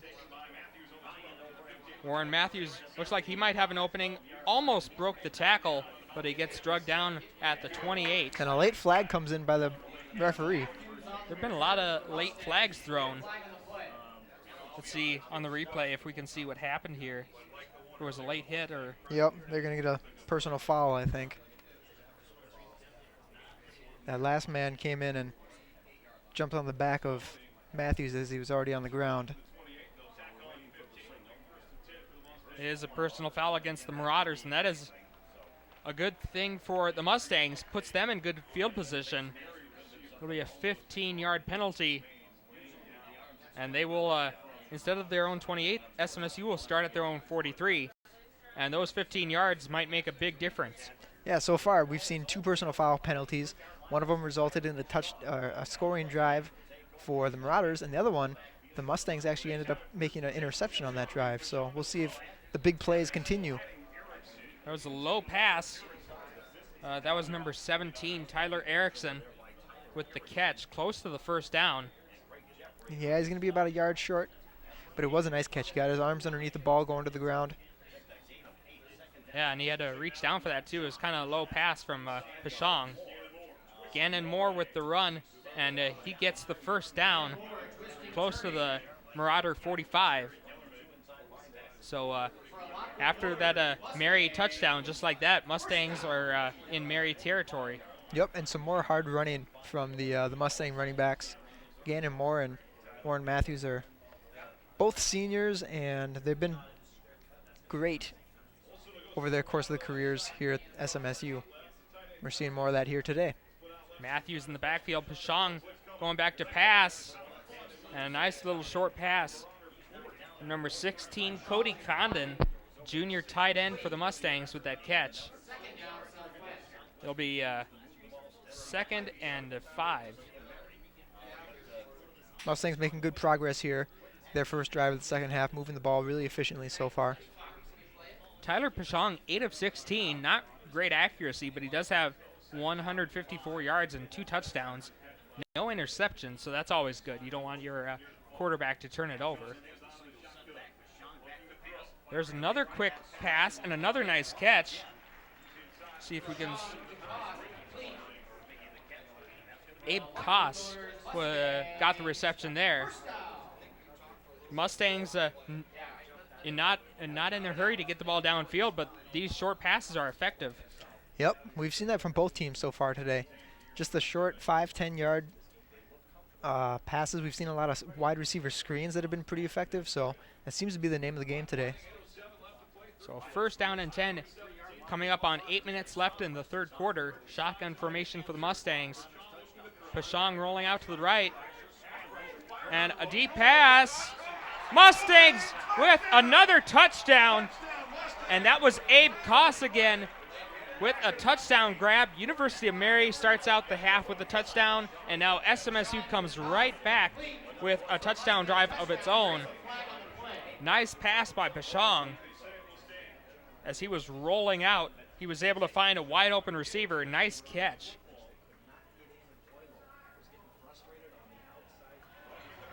We also get a roughing the passer call on the defense on the back end of that play.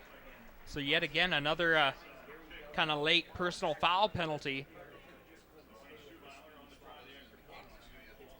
23-17, Mustangs with the lead. And now, Adam, we're starting to see kind of what, like last year, teams both teams starting to kind of fire up those offenses. Definitely. The second half so far is looking like it's going to be another shootout, down to the wire type of games. And on that passing play, Koss was just able to get behind the safeties. If you're a safety, you should never let a wide receiver get behind you. Yeah, that's happened a couple times.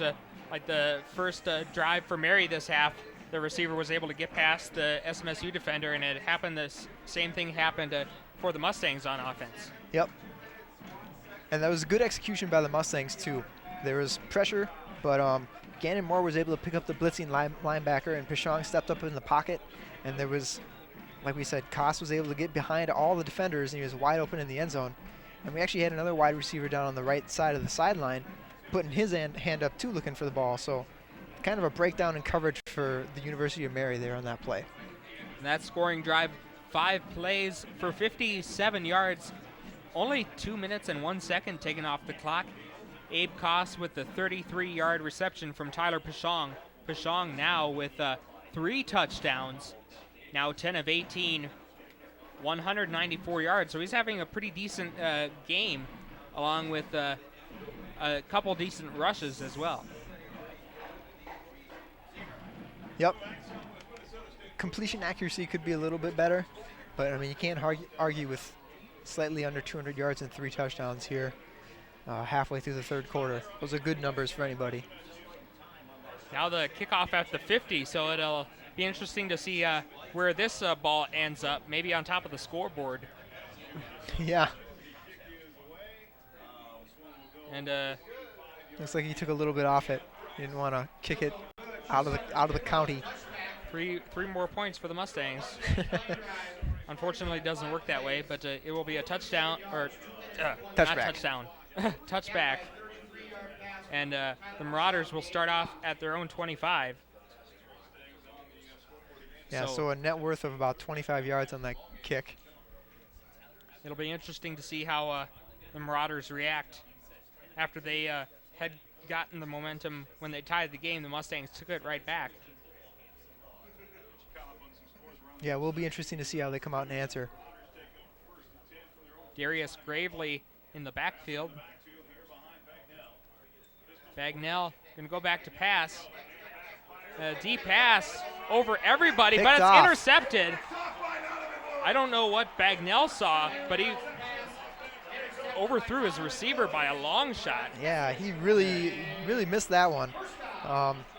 Again, it looked like the wide receiver kind of just pulled up, because Donovan Woods, the covering corner on that play, he kept on running when he saw the ball come out of the hand, and he was the only one. I mean, the wide receiver was probably almost 10 yards behind him. So Donovan Woods, a redshirt freshman out of Belleville, Wisconsin, and that is Bagnell's second interception of the night. And usually when you are able to win the turnover battle, you usually win the game. Yep, that was one of the keys of the game tonight for the Mustangs. To be victorious, they were going to need to hang on to the ball and force some turnovers. And Pishong gets taken down. Might have actually picked up a yard, but there is a flag down.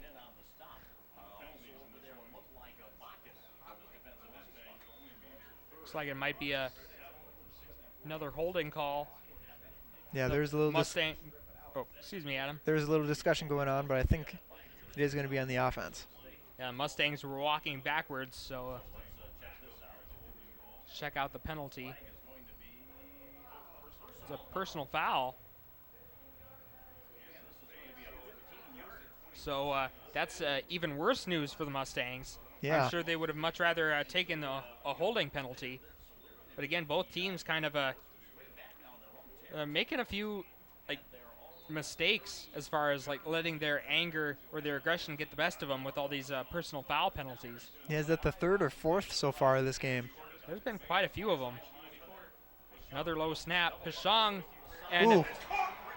That will be pass interference too, because I think the defender was holding on to Erickson there. Yeah, I think you're right. The defender was all over him. That was a nice catch. He whipped his head around at the very last second and was able to make the reception. Yeah, at the last second, you got that right. He was looked face to face with the defender. I'm surprised he even caught that. He sure turned his head around quick. Yeah, and I think the pass interference definitely had something to do with that because he was trying to separate from the defender. So there was actually a flag.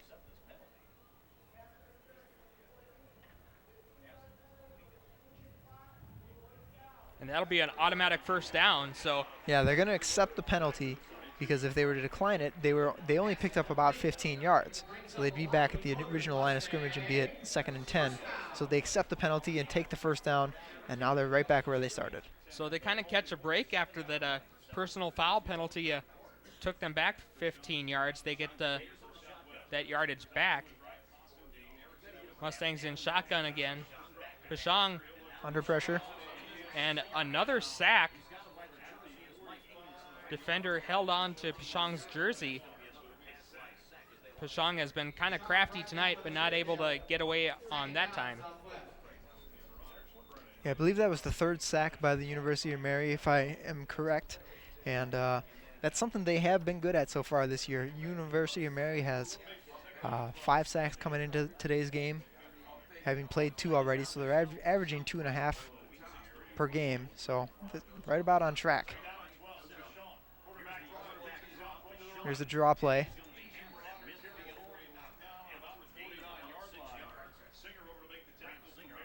And it's going to probably looking at about 3rd and 7, 3rd and 8. 6 minutes and 10 seconds left to go in the 3rd quarter. Mustangs, it'd be really nice for SMSU if they could get another scoring drive here and go up by 2 possessions, but they're going to have to convert this 3rd down. And on 3rd downs, the Mustangs are 3 of 6 so far in this game. University of Mary 6 for 8 on 3rd down, so both teams doing fairly decent on these crucial downs. Mustangs, a fade pass, and a nice catch. I can't believe that he caught that. Tyler Erickson, he leapt over the defender. Let's take another look at this one. The defender wasn't even looking at the ball. He was face guarding Erickson, and Erickson just leapt up and just grabbed the ball from behind the defender's head. Yeah, that was something. Reaching, like you said, reaching behind the defender's head and pulling the ball up and over. And the Mustangs have made a lot of plays when they needed them. And now Matthews with a decent run, breaking tackles, keeping on going up until he got close to the 15. So the Mustangs making all the big plays here lately. Yeah, Warren Matthews running like a bulldozer. He's only 5'9", so he has that low center of gravity and can really use his legs to get leverage on defenders when they try to hit him face up. And he just keeps on plowing and picks up another first down for the Mustangs. Warren Matthews, 9 rushes for 61 yards, but also has 2 catches for 87 yards and 1 touchdown. That long 70-yard reception from Pashong in the 1st quarter really was a big-time play. And the Mustangs in scoring territory now. And Pashong going to do another draw play. Not going to get too far, but able to pick up some positive yardage. Yep, he's able to pick up another yard or so, yard or 2. At the very least, for the Mustangs, you would at least hope for a field goal, but another touchdown would be pretty nice. Yeah, I think at this point you need to try to be aggressive. If you can get another touchdown on the board, that'd really take the wind out of the sails of the Marauders. And another thing, the Mustangs have eaten up a lot of clock in this quarter. It's 4 minutes, 17 seconds left in the 3rd quarter. Another fade pass. And that is incomplete. I thought it might have been almost picked off. Yeah, I thought it might have been intercepted. Not the smartest choice by Pashong. So you see the replay there, and it does kind of bounce away. Yeah, the defender lost the ball when he landed on the ground, and that probably, I mean, it was really good coverage. I don't think you could say anything else about that. That was a pretty decent pass, but the corner was just all over the wide receiver on that play. Yeah, good defense being shown by the Marauders. And again, they're kind of in a, I don't want to say desperation because there's still some time left, but they really can't afford to give up a touchdown here. Pashong finds an opening a little bit too high.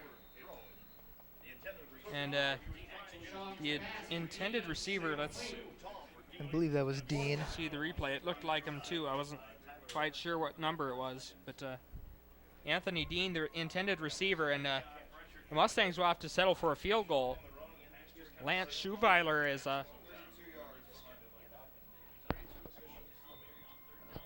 he's 1 for 1 from field goals on the night, made a 42-yarder earlier. Kick is up. And That no is no good. Hooked it left. So after that big interception, the Mustangs can't come up with any points.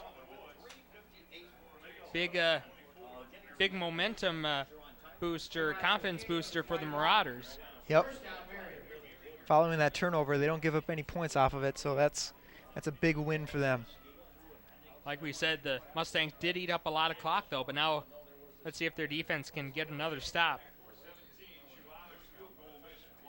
But would have really, I'm sure Coach Sauter would have really liked to add some more points to the scoreboard on that possession, but just didn't happen.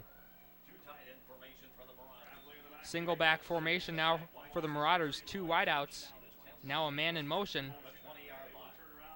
And a handoff. And a group of Mustangs on the tackle. Marauders up to the 27.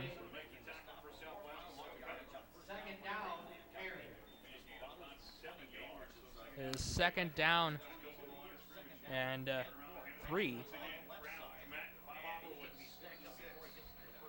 And looks like no gain on that play. Now it's third down. You know, watching this, I'm pretty sure that this next play is going to be a run too. Nope. Now going back to pass.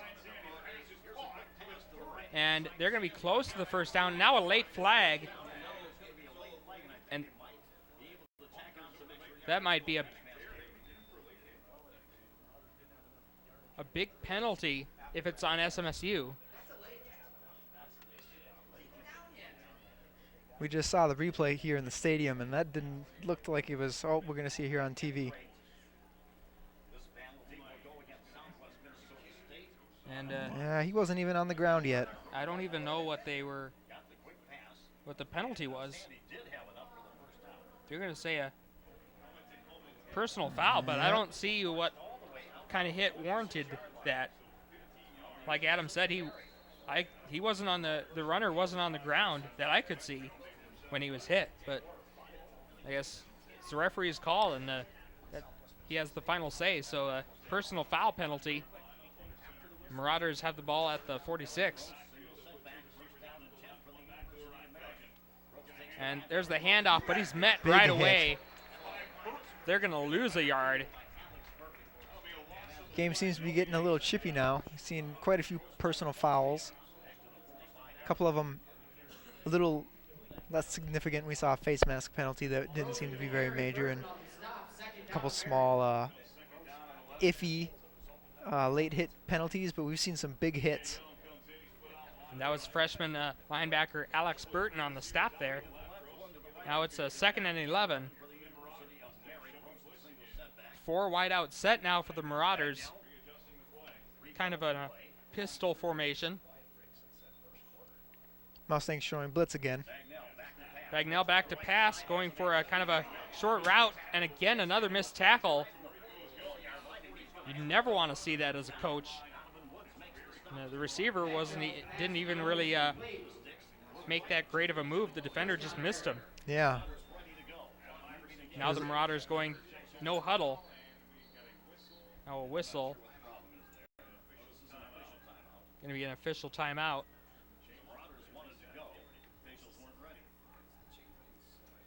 So apparently the referees weren't ready to start play yet. Yeah. Mary really likes to move the ball quick when they have the momentum in their favor. They're even wearing out the referees. Pistol formation again. He went for a hard count, and the Mustangs didn't bite, so he's checking the play at the line. 1st and 10 at the Mustangs 42. 7 seconds left on the play clock. Bagnell with a lot of time has an open receiver, but the receiver just couldn't handle it. through his hands. That was number 25, Nick Jolliffe, sophomore wideout, just couldn't handle that pass. 1 minute, 30 seconds left in the third quarter. In Jolliffe's defense, I thought that pass was a little high, but again, it did hit his hand, so he, in a game like this, you need to find a way to come down with that. And there's a handoff, trying to get to the outside. Mustangs doing a good job of meeting him. He's only getting a few yards. Yeah, he had some nice blockers out front, but the Mustangs were just doing a little better job of pursuing. A lot of guys coming from behind the play, so able to shut him down for a gain of only 2 yards. Now Bagnell looking to go back to pass. Another short pass, but it's dropped. And that was a big drop. Brian Sandy, the senior tight end, with the drop. And you'd think now that the Marauders will be punting. Yeah, from the 38, you're kind of in that no man's land in college football, but with it being 4th and 7, they are going to punt. And it'll push the Mustangs back into their own territory. Of course, you remember in the second quarter they were at their own 2 and ended up getting a touchdown. So we'll see what kind of return they get on this punt. And Matthews is just going to let it roll. Ooh, he gets dangerously close to it, and then it's going to be down at the 1 yard line. So Mustangs again in dangerous territory, but they do have a 24-17 lead with 53 seconds left in the third quarter. We are going to take a quick break. We'll be back with more Mustang football here on KSSU TV. At Southwest Minnesota State University, our students come first. It's a commitment you can see in our new Regional Events Center, Residence Hall, Student Center, and Science Lab renovation. We've invested over $80 million in the past decade for top-notch facilities. And we're not stopping there. Southwest Minnesota State University, it's where you belong. Welcome back, Mustangs in shotgun formation. They're winning 24-17 over the University of Mary. Matthews, not a good idea to go backwards, but he's able to break the few tackles and get the first down up to the 19. I'm sure Coach Sauter will kind of give him an earful for kind of going backwards into the end zone. That's never a smart thing to do, but somehow he kind of wiggled his way out and kind of pulled a Houdini there. Yeah, that was not the wisest decision. If he wouldn't have gotten that stiff-armed out on that cornerback, he would have been in trouble. But Pashong actually, after the handoff, tried to move out in front to give him a lead block, which I'm sure Coach Sauter wouldn't be too happy to see either. You don't ever want your quarterback blocking.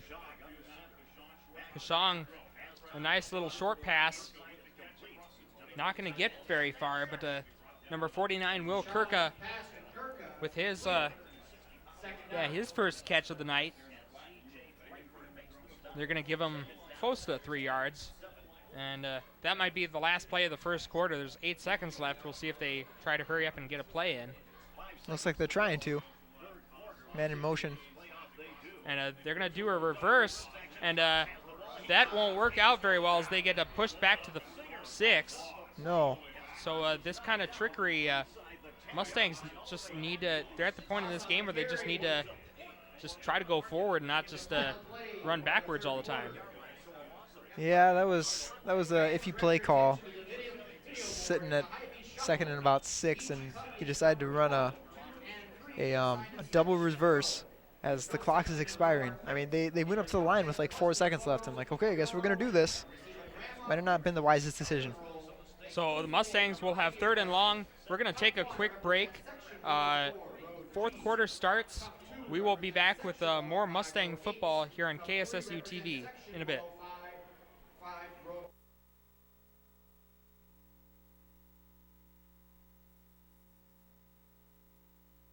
We all have a vision of that perfect smile. But when it comes to our smile, it's not something we can draw or wait to miraculously appear. We need an orthodontist, dental specialists with 2 to 3 years of specialized education beyond dental school. Your child might be the next Picasso, so trust that brilliant smile to the right hands. Seeing an orthodontist no later than age 7 can help achieve a healthy, beautiful smile. For more information, visit braces.org. Welcome back to the Regional Event Center in Marshall, Minnesota. SMSU with a 24-17 lead over the University of Mary, now facing a 3rd and long situation after that double reverse attempt that pushed them back to their own 6. Michael Sterling and Adam Hudak here bringing you Mustang football, our first broadcast of the season. And Adam, that was, like we said, kind of a questionable play call, that last play. Yeah, they just run a short pass play and picked up about 4 yards, and there was probably about 10 seconds left. And the offense hurried up to the line of scrimmage, and with about 3 seconds left, they're like, okay, I guess we're going to go ahead and run this play still. And Mary was all over it. And Pashong, again, another questionable play call. You got 17 yards to go for a first down. You're probably not going to get it running. Yeah, I think that was kind of concession. Like, okay, I guess we'll just, we got 3rd and 20 yards to go almost, so we'll just go ahead and see what we can catch them off guard with a quarterback draw. But now they're punting into the wind, and the first time we saw that, we saw the ball go about 25 yards. So Mary could be looking at some really good field position here to start the 4th quarter. LB Pope standing at the 43. Schuweiler with the punt. It's not a good kick. And Pope will take it to the 32. So the Mustangs, their defense really has their work cut out for them, Adam. Yeah, they do. They have a very short field to try to defend here. And we actually have a Marauder, the player down on the field, hurt. So hopefully that's nothing too serious. Yeah, we will take a quick break while they help the injured player. It's 24-17 SMSU, but the Marauders have good field position. We will be back with more Mustang football. You're listening to KSSU TV. Ladies, are you talking to your partners about HIV? 2 out of every 3 new HIV/AIDS cases in women are among black women. Get informed, get tested. Early detection can save your life. If you test positive, seek treatment from a doctor. Join the campaign to end Black AIDS, a partnership between Abbott and the Magic Johnson Foundation. Go to WeStandWithMagic.com, get resources, and become a member. And join today, and thank you. Welcome back, and they're still tending to the injured player. While we have some time, let's take a look at some more stats. Pretty similar in a lot of these stats, especially first downs, 19 for the Marauders as opposed to 20 for the Mustangs.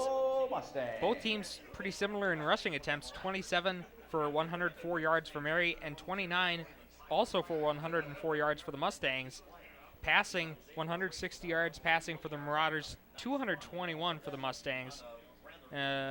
Other statistics, a couple of personal foul penalties, 8 penalties on the Marauders for 79 yards and 4 penalties on the Mustangs for 60 yards. So a lot of major penalties here, Adam. It's been kind of, as you said, a kind of a chippy game.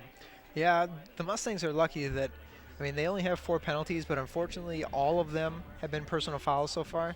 And I think only one of them has really haunted them, or hurt them at least. And so they've gotten lucky with that. Like you said, it is kind of surprising to see University of Mary with 104 yards rushing today. They came in today averaging 19 yards a game on the ground. So they pretty much quintupled that number today. Yeah, they came into the game with only 29 total rushing yards in their first 2 games, and they're bringing out the stretcher for this player. I couldn't even see if it was a Mustang player or a Marauder player that was hurt. It is a Marauder player down. I did not see his number, but I think he was holding his knee. It seemed to be the problem area when he went down. So, well, obviously, anytime you bring a stretcher out, it's not good news. But hopefully, this player is going to be able to. Probably safe to say he won't be able to return tonight, but hopefully, as the season continues, he'll be may be able to play next week, or because you'd hate to see a player who works hard all offseason and then early in the season they get hurt and then they have to miss the rest of the game. Yeah, definitely this season. early in the year. All right, we're going to send it out to another break. Stay with us. We will bring you the rest of the game. You're listening to KSSU TV. At Southwest Minnesota State University, our students come first. It's a commitment you can see in our new Regional Events Center, Residence Hall, Student Center, and Science Lab renovation. We've invested over $80 million in the past decade for top-notch facilities. And we're not stopping there. Southwest Minnesota State University, it's where you belong. We all have a vision of that perfect smile. But when it comes to our smile, it's not something we can draw or wait to miraculously appear. We need an orthodontist, dental specialists with 2 to 3 years of specialized education beyond dental school. Your child might be the next Picasso, so trust that brilliant smile to the right hands. Seeing an orthodontist no later than age 7 can help achieve a healthy, beautiful smile. For more information, visit braces.org. Ladies, are you talking to your partners? About HIV. 2 out of every 3 new HIV/AIDS cases in women are among black women. Get informed, get tested. Early detection can save your life. If you test positive, seek treatment from a doctor. Join the campaign to end Black AIDS, a partnership between Abbott and the Magic Johnson Foundation. Go to westandwithmagic.com, get resources, and become a member. And join today, and thank you. American hero. I want to help people. I want to make a difference. I want to get things done. Could I be a hero? She had to apply.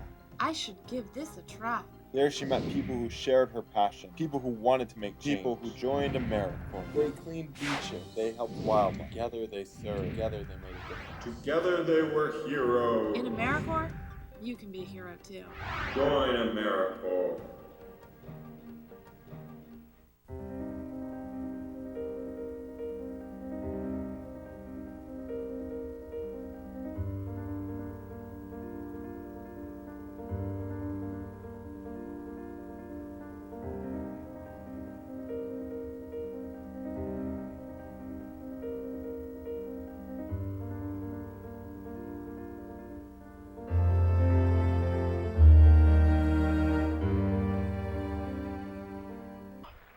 Welcome back to Marshall, Minnesota. This game between SMSU and the University of Mary kind of at a standstill for a few minutes. They're wheeling the injured player off the field, and they're heading to the ambulance right behind the scoreboard.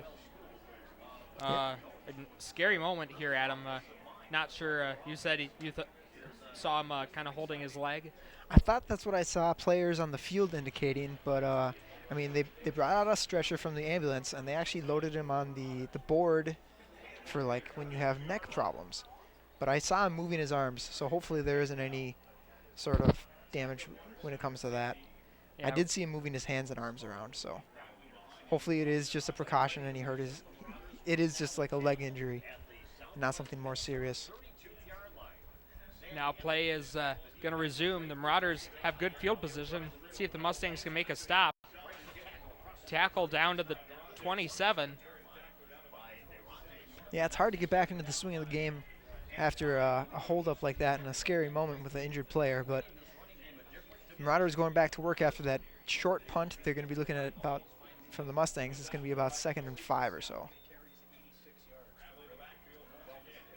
And looks like another handoff. And the back gets tackled a few yards short of the first down. But the Marauders are 7 of 10 on 3rd down conversions, and this they only got a couple yards to go. So they've been doing pretty well on 3rd down. Mustangs, it'd be nice for them to get a stop here. Yeah, that's 7 of 10. That's a pretty outstanding number. You would like to see that at every game as a coach if you could. Bagnell on the run. Nice little dump pass after he was getting pressured. Yeah, that was a good throw. Here on the replay, you can see he kind of weaves it right between the arms of a defender coming at him. Pass was a little behind the tight end, but he's able to reach his arms out behind him and grab it. Marauders close to tying up this game, down by a touchdown. They're on the 14. Mustangs leaving some holes in the defensive line for the Marauders to run through. It'll be second and manageable for the Marauders. Ball down at the 10-yard line. 12 minutes, 40 seconds left. Now Bagnell rolling out, gonna throw it, and it's a touchdown pass. That's a nice play. It was a very nice play. I believe it was DJ Young. I believe there's a play action pass, and quarterback was able to roll out to the right, had lots of space, no pressure that time, was able to find the receiver streaking across the back of the end zone. Nice strike pass, right on target. Nick Jolliffe with the catch, the touchdown reception. And the extra point is up and good. And once again, we have a tie ball game. 24-24 with 12 minutes, 34 seconds left in the fourth quarter. We are going to take a break, but it looks like it's going to be another great finish here. Stay tuned. You're watching Mustang football on KSSU TV. Hey, Barrett! Look, Timmy's in trouble again. I told you to stay out of here! Come on, loser! Someone should do something.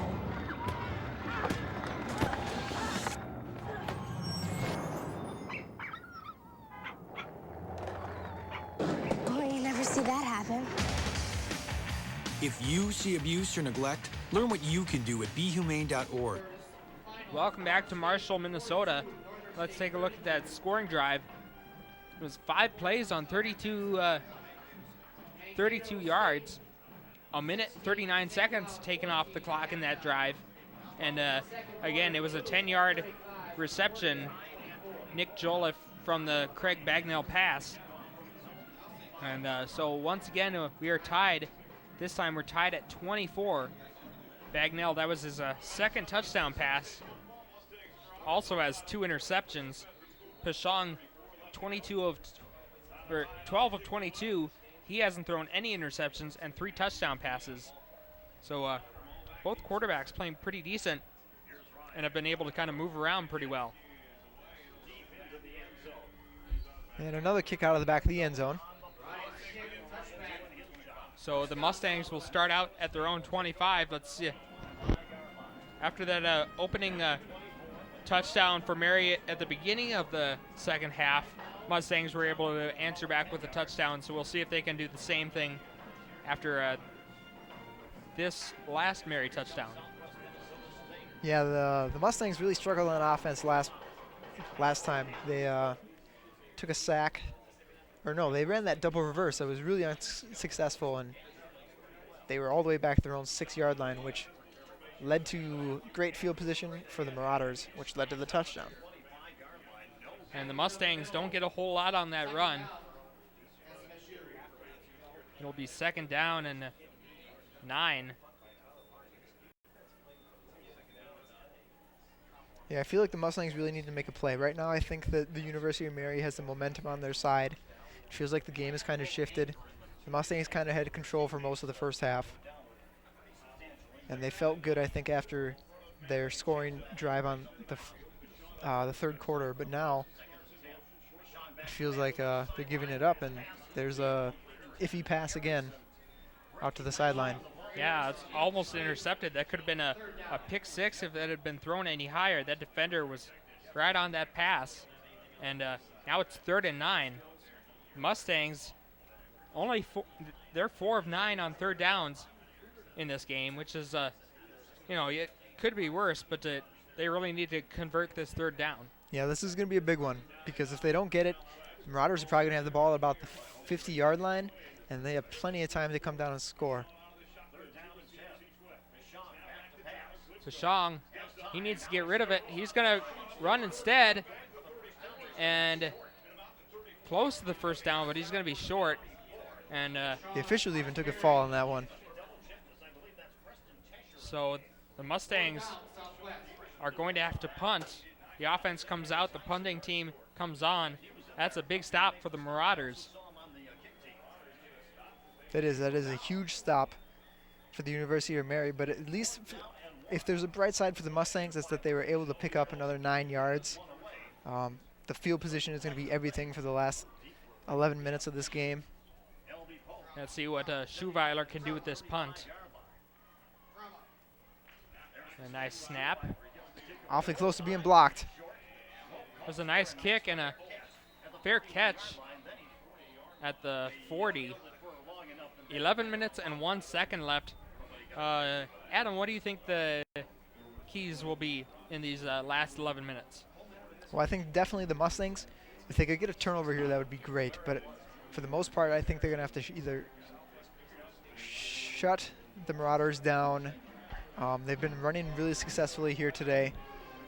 Mustangs, again, not the best run defense, but they're going to need to come up with something here.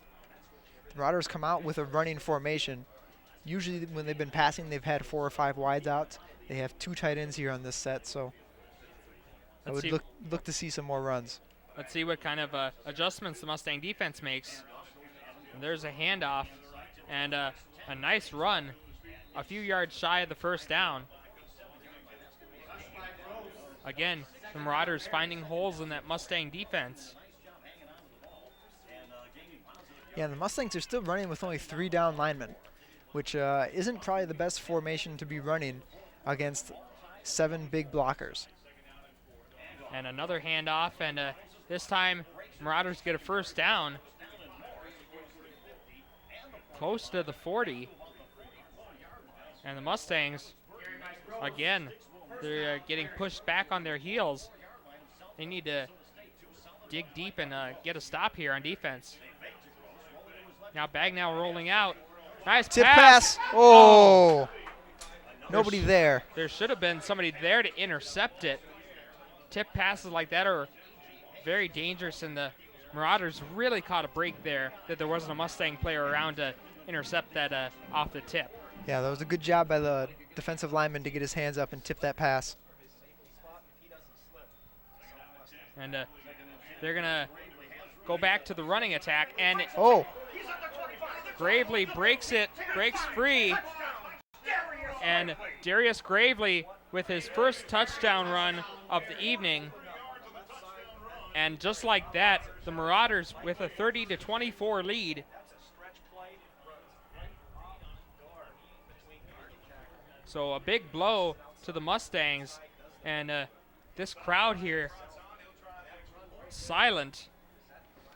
Yeah, that was just great blocking by the entire left side. You had the wide receiver out there getting a nice block on the corner. The tight end that swung out had an excellent block, and the running back was just able to find that crease and just explode up into the second level of the defense and beat everybody in a foot race to the end zone. The extra point is up, and it is good. So a nice run by Darius Gravely, and University of Mary with a 31-24 lead. 10 minutes and 8 seconds left to go. We're going to take a quick break. We will be back. You're watching Mustang Football on KSSU TV. When you donate goods in response to an international disaster, it's expensive. They have to cross the sea, pass through customs, be inspected, sorted, then finally delivered. And often they arrive too late to help, making your good intentions feel a little empty. There is a better way. Cash donations are fast, simple, and allow professional relief workers to purchase supplies close at hand. Cash is best. Learn more at CIDI.org. Welcome back.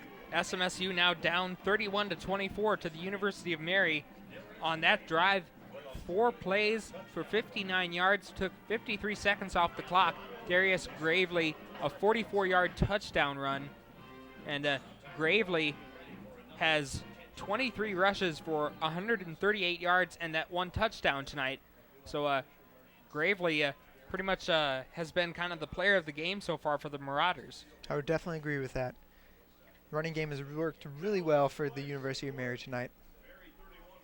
And if the Mustangs didn't need a score before, they definitely need one now, as the momentum is all on the Marauders' side. So let's talk about why why this running game is working so well tonight. As we mentioned, the Mustangs, they usually run with a 3 down lineman, 3 linebacker set on defense, and that coupled with the no-huddle offense that the University of Mary has been running gives them no chance to substitute players. The Marauders are able to. They've been wearing down the defense all game, and here in the fourth quarter, they've been waiting maybe 10 seconds between plays, which doesn't give the Mustangs any time to substitute. So I think they're just really wearing the defense down.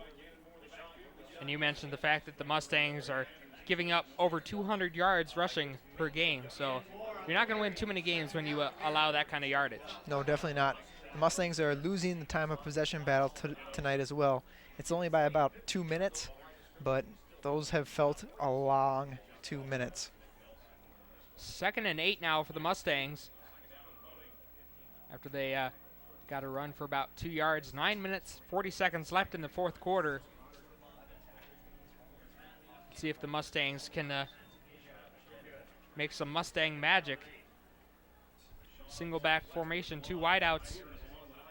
Kind of a play action pass. Going deep. The receiver almost had it. Almost had it. In and out of his hands. And that was number 17, Tyler Erickson, who has had a couple of fancy catches tonight, but just couldn't hold on to that one. Here we'll see on the replay. He lays out just on his fingertips, but as he came to the ground, the ball hit the ground and it popped away from him.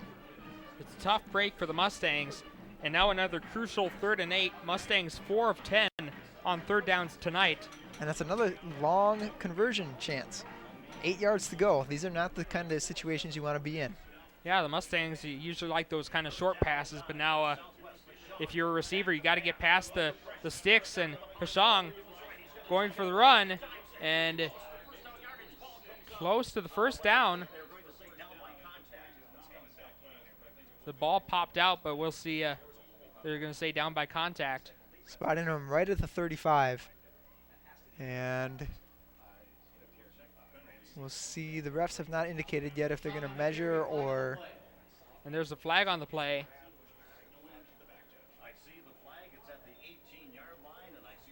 And a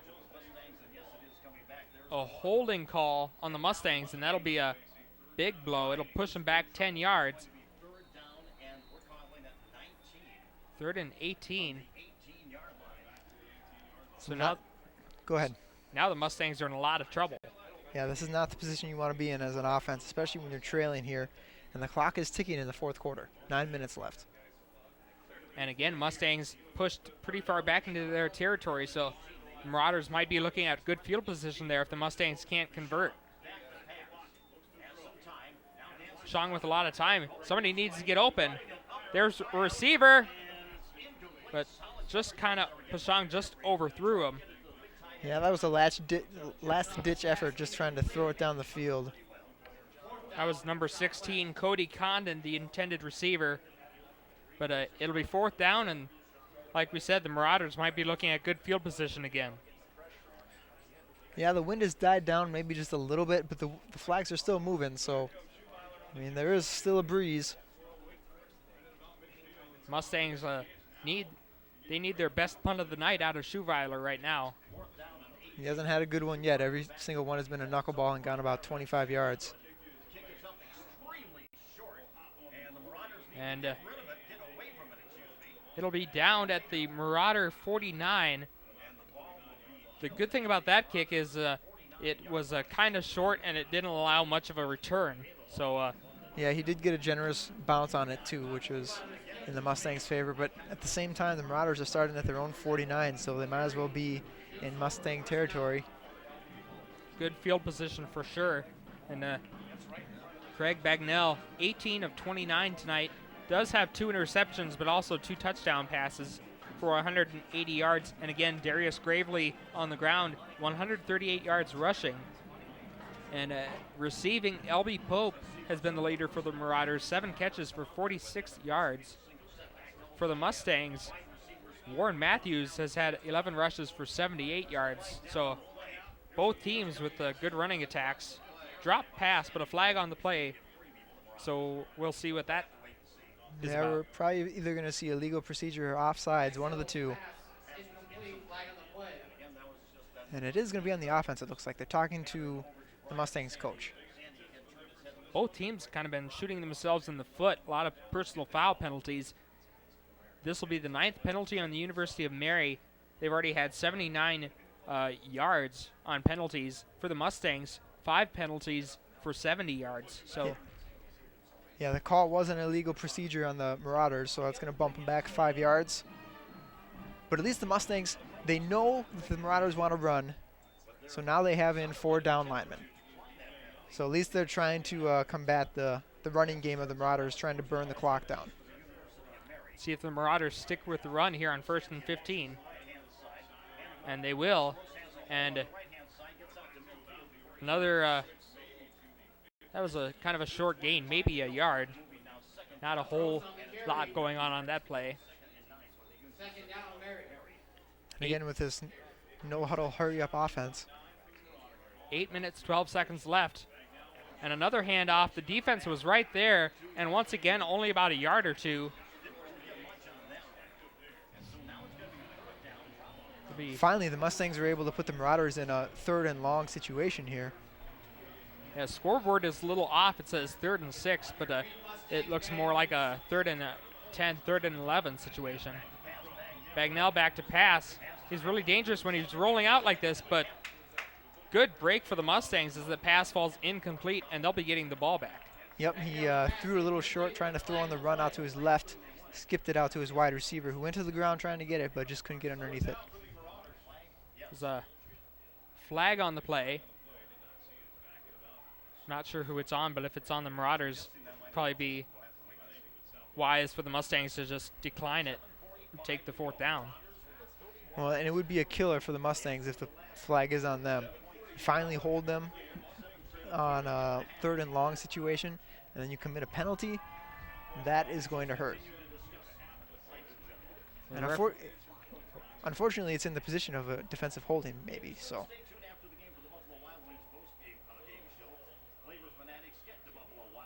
See what the call is. Yep, they're moving forward. So the Mustangs, once again, they kind of shoot themselves in the foot, and they're going to move the chain. So apparently the Mustangs did something to it'll be an automatic 1st down for the Marauders. And like you said, Adam, after finally stopping the Marauders on 3rd down, now they got to go at it all over again. Yep. And so the Marauders are going to have 1st and 10 at the Mustangs' 38-yard line. And they're getting close to field goal position because of this wind. I mean, we've seen every kick going this way go out of the back of the end zone, so it's not hard to believe that a field goal would make it exceptionally farther from this end of the field as well. And with 7 minutes and a little over 30 seconds left, and with the way the Mustang offense has been struggling here in this second half, you'd have to think that if Mary can go up by 2 possessions as far as scoring, it might be a game over. Yeah, and Mary is definitely not putting the brakes on. They are full bore on the throttle because even though they're up by a touchdown, they are trying to add another one on. They are running this hurry-up offense still. There's another player down. So we are going to take a little break here. 7:19 left to go in the game. University of Mary up 31-24. You are watching Mustang football here on KSSU TV. Ladies, are you talking to your partners about HIV?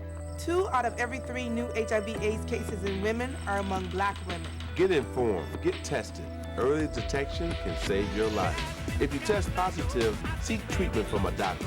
Join the campaign to end Black AIDS, a partnership between Abbott and the Magic Johnson Foundation. Go to westandwithmagic.com, get resources, and become a member. And join today, and thank you. All right, welcome back. We have another Marauder player injured, but he just sat up, so that's kind of a good sign. We saw a different Marauder player earlier who had to be taken out on a stretcher. And so you're going to help him up to his feet and help him off the field. So that's a good sign for the Marauders. Yeah, unfortunately, this is the third Marauder player we've seen hurt tonight. Hopefully this guy just had the wind knocked out of him, because he seems to be walking under his own power perfectly fine. He just had to rest for a second on the field, so hopefully that was just the case. 7 minutes, 19 seconds left. The Mustangs, if they ever needed a defensive stop, they sure as heck need it now. Mary with a 31-24 lead. And the clock now starting to count down. And the Marauders, strange formation, understandably in no hurry to get to the line of scrimmage. And there's another nice run. It'll be close to the 17, close to a first down. And now under 7 minutes left. Yeah, the clock is the enemy of the Mustangs right now. They're going to say it's second and short. Yeah, especially with the Marauders coming close to getting another score. And with the Mustangs, they don't really like being hurried. They like those short passes, and they like to use that clock. So they're going to be under a lot of pressure when they get the ball to get some points on the board and get them quick. Yeah, right now is definitely the time that they need a turnover. Bagnell has thrown 2 interceptions, the only 2 turnovers of the game. We're going to have a false start penalty. And, that'll be kind of good news for the Mustangs. It was 2nd and 1. We'll see. We'll get the official call. False start on the offense, so that'll push Mary back 5 yards. It'll be 2nd and 6. Right now, Mary is just challenging the Mustangs to stop them.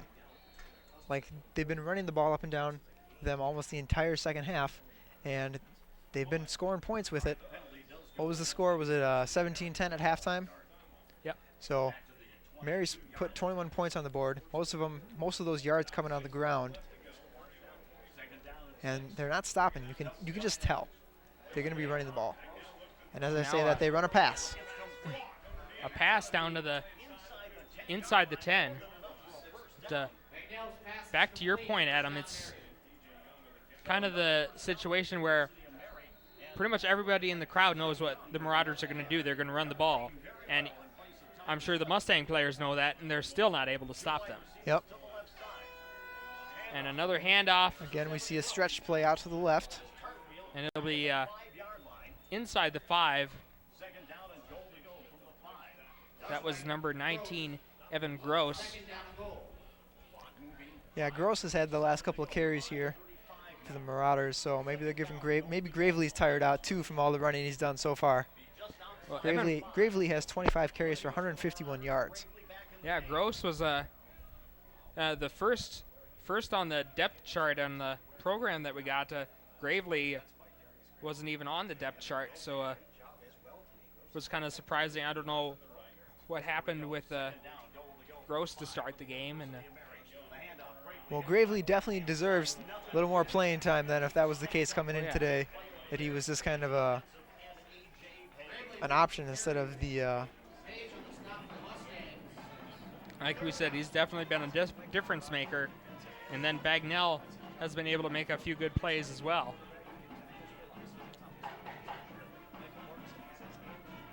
It's 3rd down, but the clock is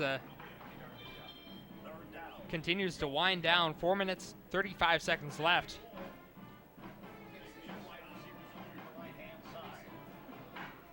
It's 3rd down and goal. Play action. Bagnell. Good coverage. Looking for somebody open. And touchdown. A wide open receiver. Saw that coming. All the defenders went to catch Bagnell, and as soon as they left that receiver in the back of the end zone, Bagnell had a wide open guy to throw it to. Yeah, you could see the cornerback that was closer to him when the play started, the wide receiver on the top of the screen. And then as Bagnell rolled out to the right, everyone got sucked up trying to keep Bagnell from rushing, and they left all the receivers open in the back of the end zone. Nobody within 10 yards of him. That was tight end Brian Sandy with the touchdown reception. And Ryan with the extra point attempt, and partially blocked. Yes, I hope it was blocked and that wasn't just a whiff. It's 37-24, and I don't want to jump the gun too early, but a score like that in that kind of situation might just be the nail in the coffin for the Mustangs. Like we said, their offense has struggled this half, and they really like taking time off the clock and using those kind of short passes and those short runs, so they're not really used to taking a lot of time or trying to go down the field in a hurry. Let's take a look at that scoring drive. It was 51 yards on 9 plays. Marauders took 4 minutes, 19 seconds off the clock, and again, it was a 6-yard touchdown pass. Craig Bagnell to Brian Sandy for the touchdown. So the Mustangs have their work cut out for them, that's for sure, Adam. Yes, they do. If they're going to go down and score, they have 2 timeouts left. In a situation like this, if you're going to score a touchdown, you can do it with any amount of time. If you get the onside kick and you have 1 second left, you're in the game. But you're going to want to leave yourself about at least 1 minute to be able to get down and score a second touchdown. So they have their work cut out for them, that's for sure.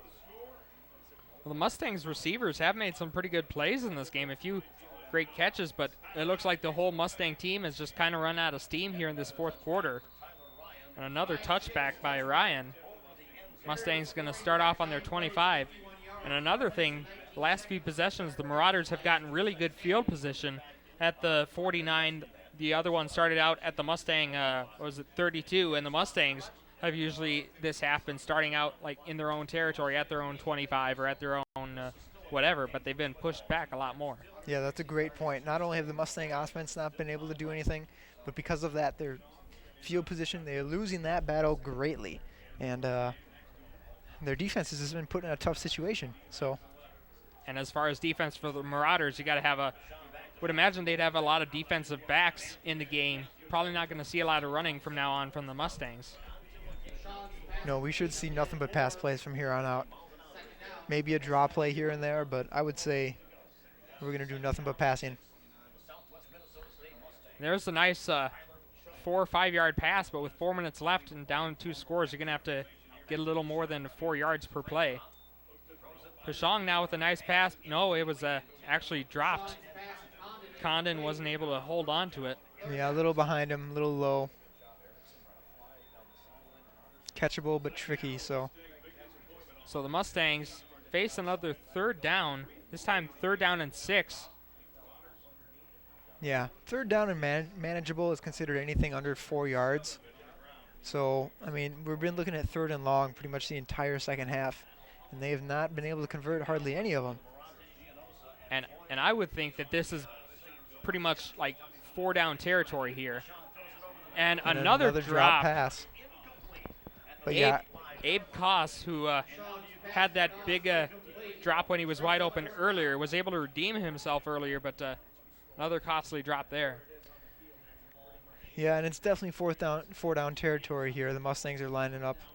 This is pretty much the game right here. If they don't convert this, it's pretty much locked up for the Marauders unless they turn the ball over on their first play. 4th and 6. Mustangs with 5 wideouts. Pashong is going to need to get rid of it, and that wasn't the person he wanted to throw it to. No, that was not. Let's see. There's number 22. Craig Jeffrey comes up with a big pick to pretty much secure the game here for the Marauders. Craig Jeffrey with a nice interception there. Just steps right in front of the wide receiver. And that pretty much will be the game. There's still 3 minutes, 45 seconds left. So I guess anything could happen, but going off the way this last quarter has gone, Mustangs really need a turnover right now.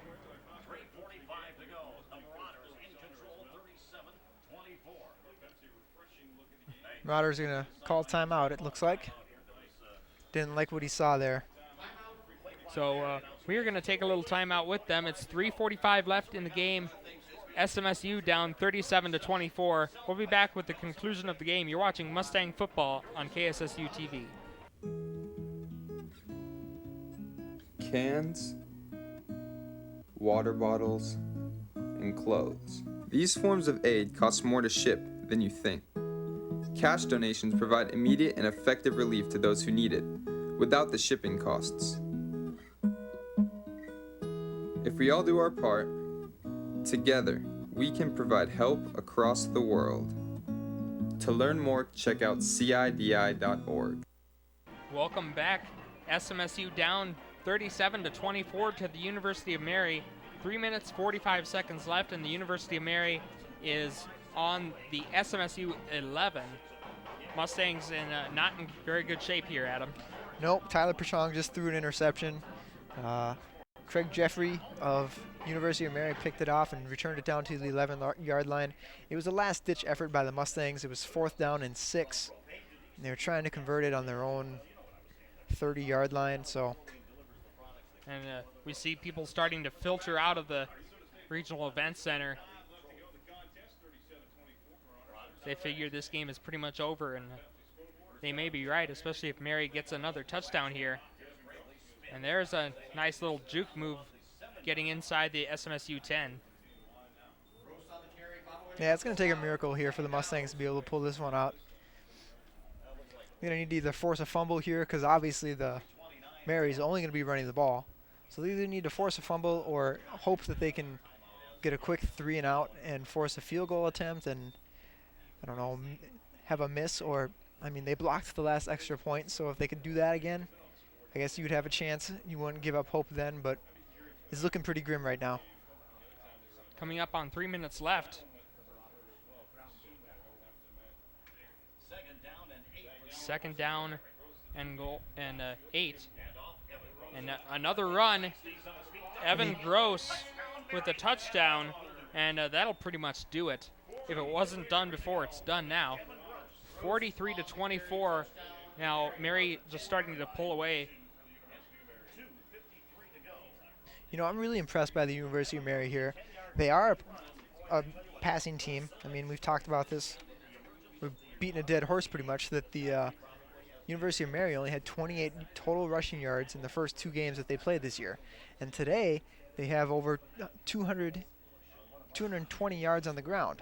So, I mean, I credit the offense. Everyone's taken to blocking. We've seen great blocking from wide receivers and tight ends down the field. And University of Mary is actually going for 2. Yeah, I don't quite understand the reasoning for going for 2. But nonetheless, it was no good. So the Marauders with a 19-point lead, 2 minutes, 53 seconds left. We are going to take another break. We will be back shortly. You are watching Mustang football here on KSSU TV. Your heart rate's a little fast. Cause of death, acute myocardial infarction. Have you tried a weight loss program? Likely caused by type 2 diabetes and heart disease. Still smoking? Victim's lungs are black and scarred. You can get a physical exam now, or you can get one later. Use our free risk calculator and talk to your doctor. Lower your risk for type 2 diabetes and heart disease and live a healthier life. Welcome back to Marshall, Minnesota, where the Marauders have pretty much assaulted this game away. They have a 43-24 lead over the SMSU Mustangs with 2 minutes, 53 seconds to go. I'm Michael Sterling here with Adam Hudak, and Adam, it's been kind of a tough fourth quarter for the Mustangs. It seemed like they have lost their steam when the fourth quarter started. Yeah, their first drive, they were able to come down and score a touchdown, but most of the second half is they've just been shut down. They've only scored the one time in the second half, as we see another kick go out of the end zone. But they haven't really even tried to run the ball. Warren Matthews only has 11 carries. Gannon Moore has 7. And that's pretty much what we saw at the beginning of the game, was the Mustangs were doing the ground pound. They were using their 2 running backs, and they were moving the ball down the field. And the second half, we haven't really seen much of that. We've seen incompletions on 1st and 2nd down, and that brings you to 3rd down. And, well, 3rd and long, you got to try to throw for it. And at the same time, Pashang has been under a lot of pressure today. Almost every play he's had to roll out and scramble, and there just hasn't been anything for him to throw to. At the beginning of the 4th quarter, SMSU was up 24-17. Since then, University of Mary has scored 26 unanswered points. So Mary has been on quite a run. Yep, they've really just worn down the Mustangs. And here we see them moving into their no-huddle, hurry-up offense. 2nd and 6, 2.5 minutes left. And you're going to blow the play dead. Flag is thrown. So let's see what the call is here. It'll be false start on the offense.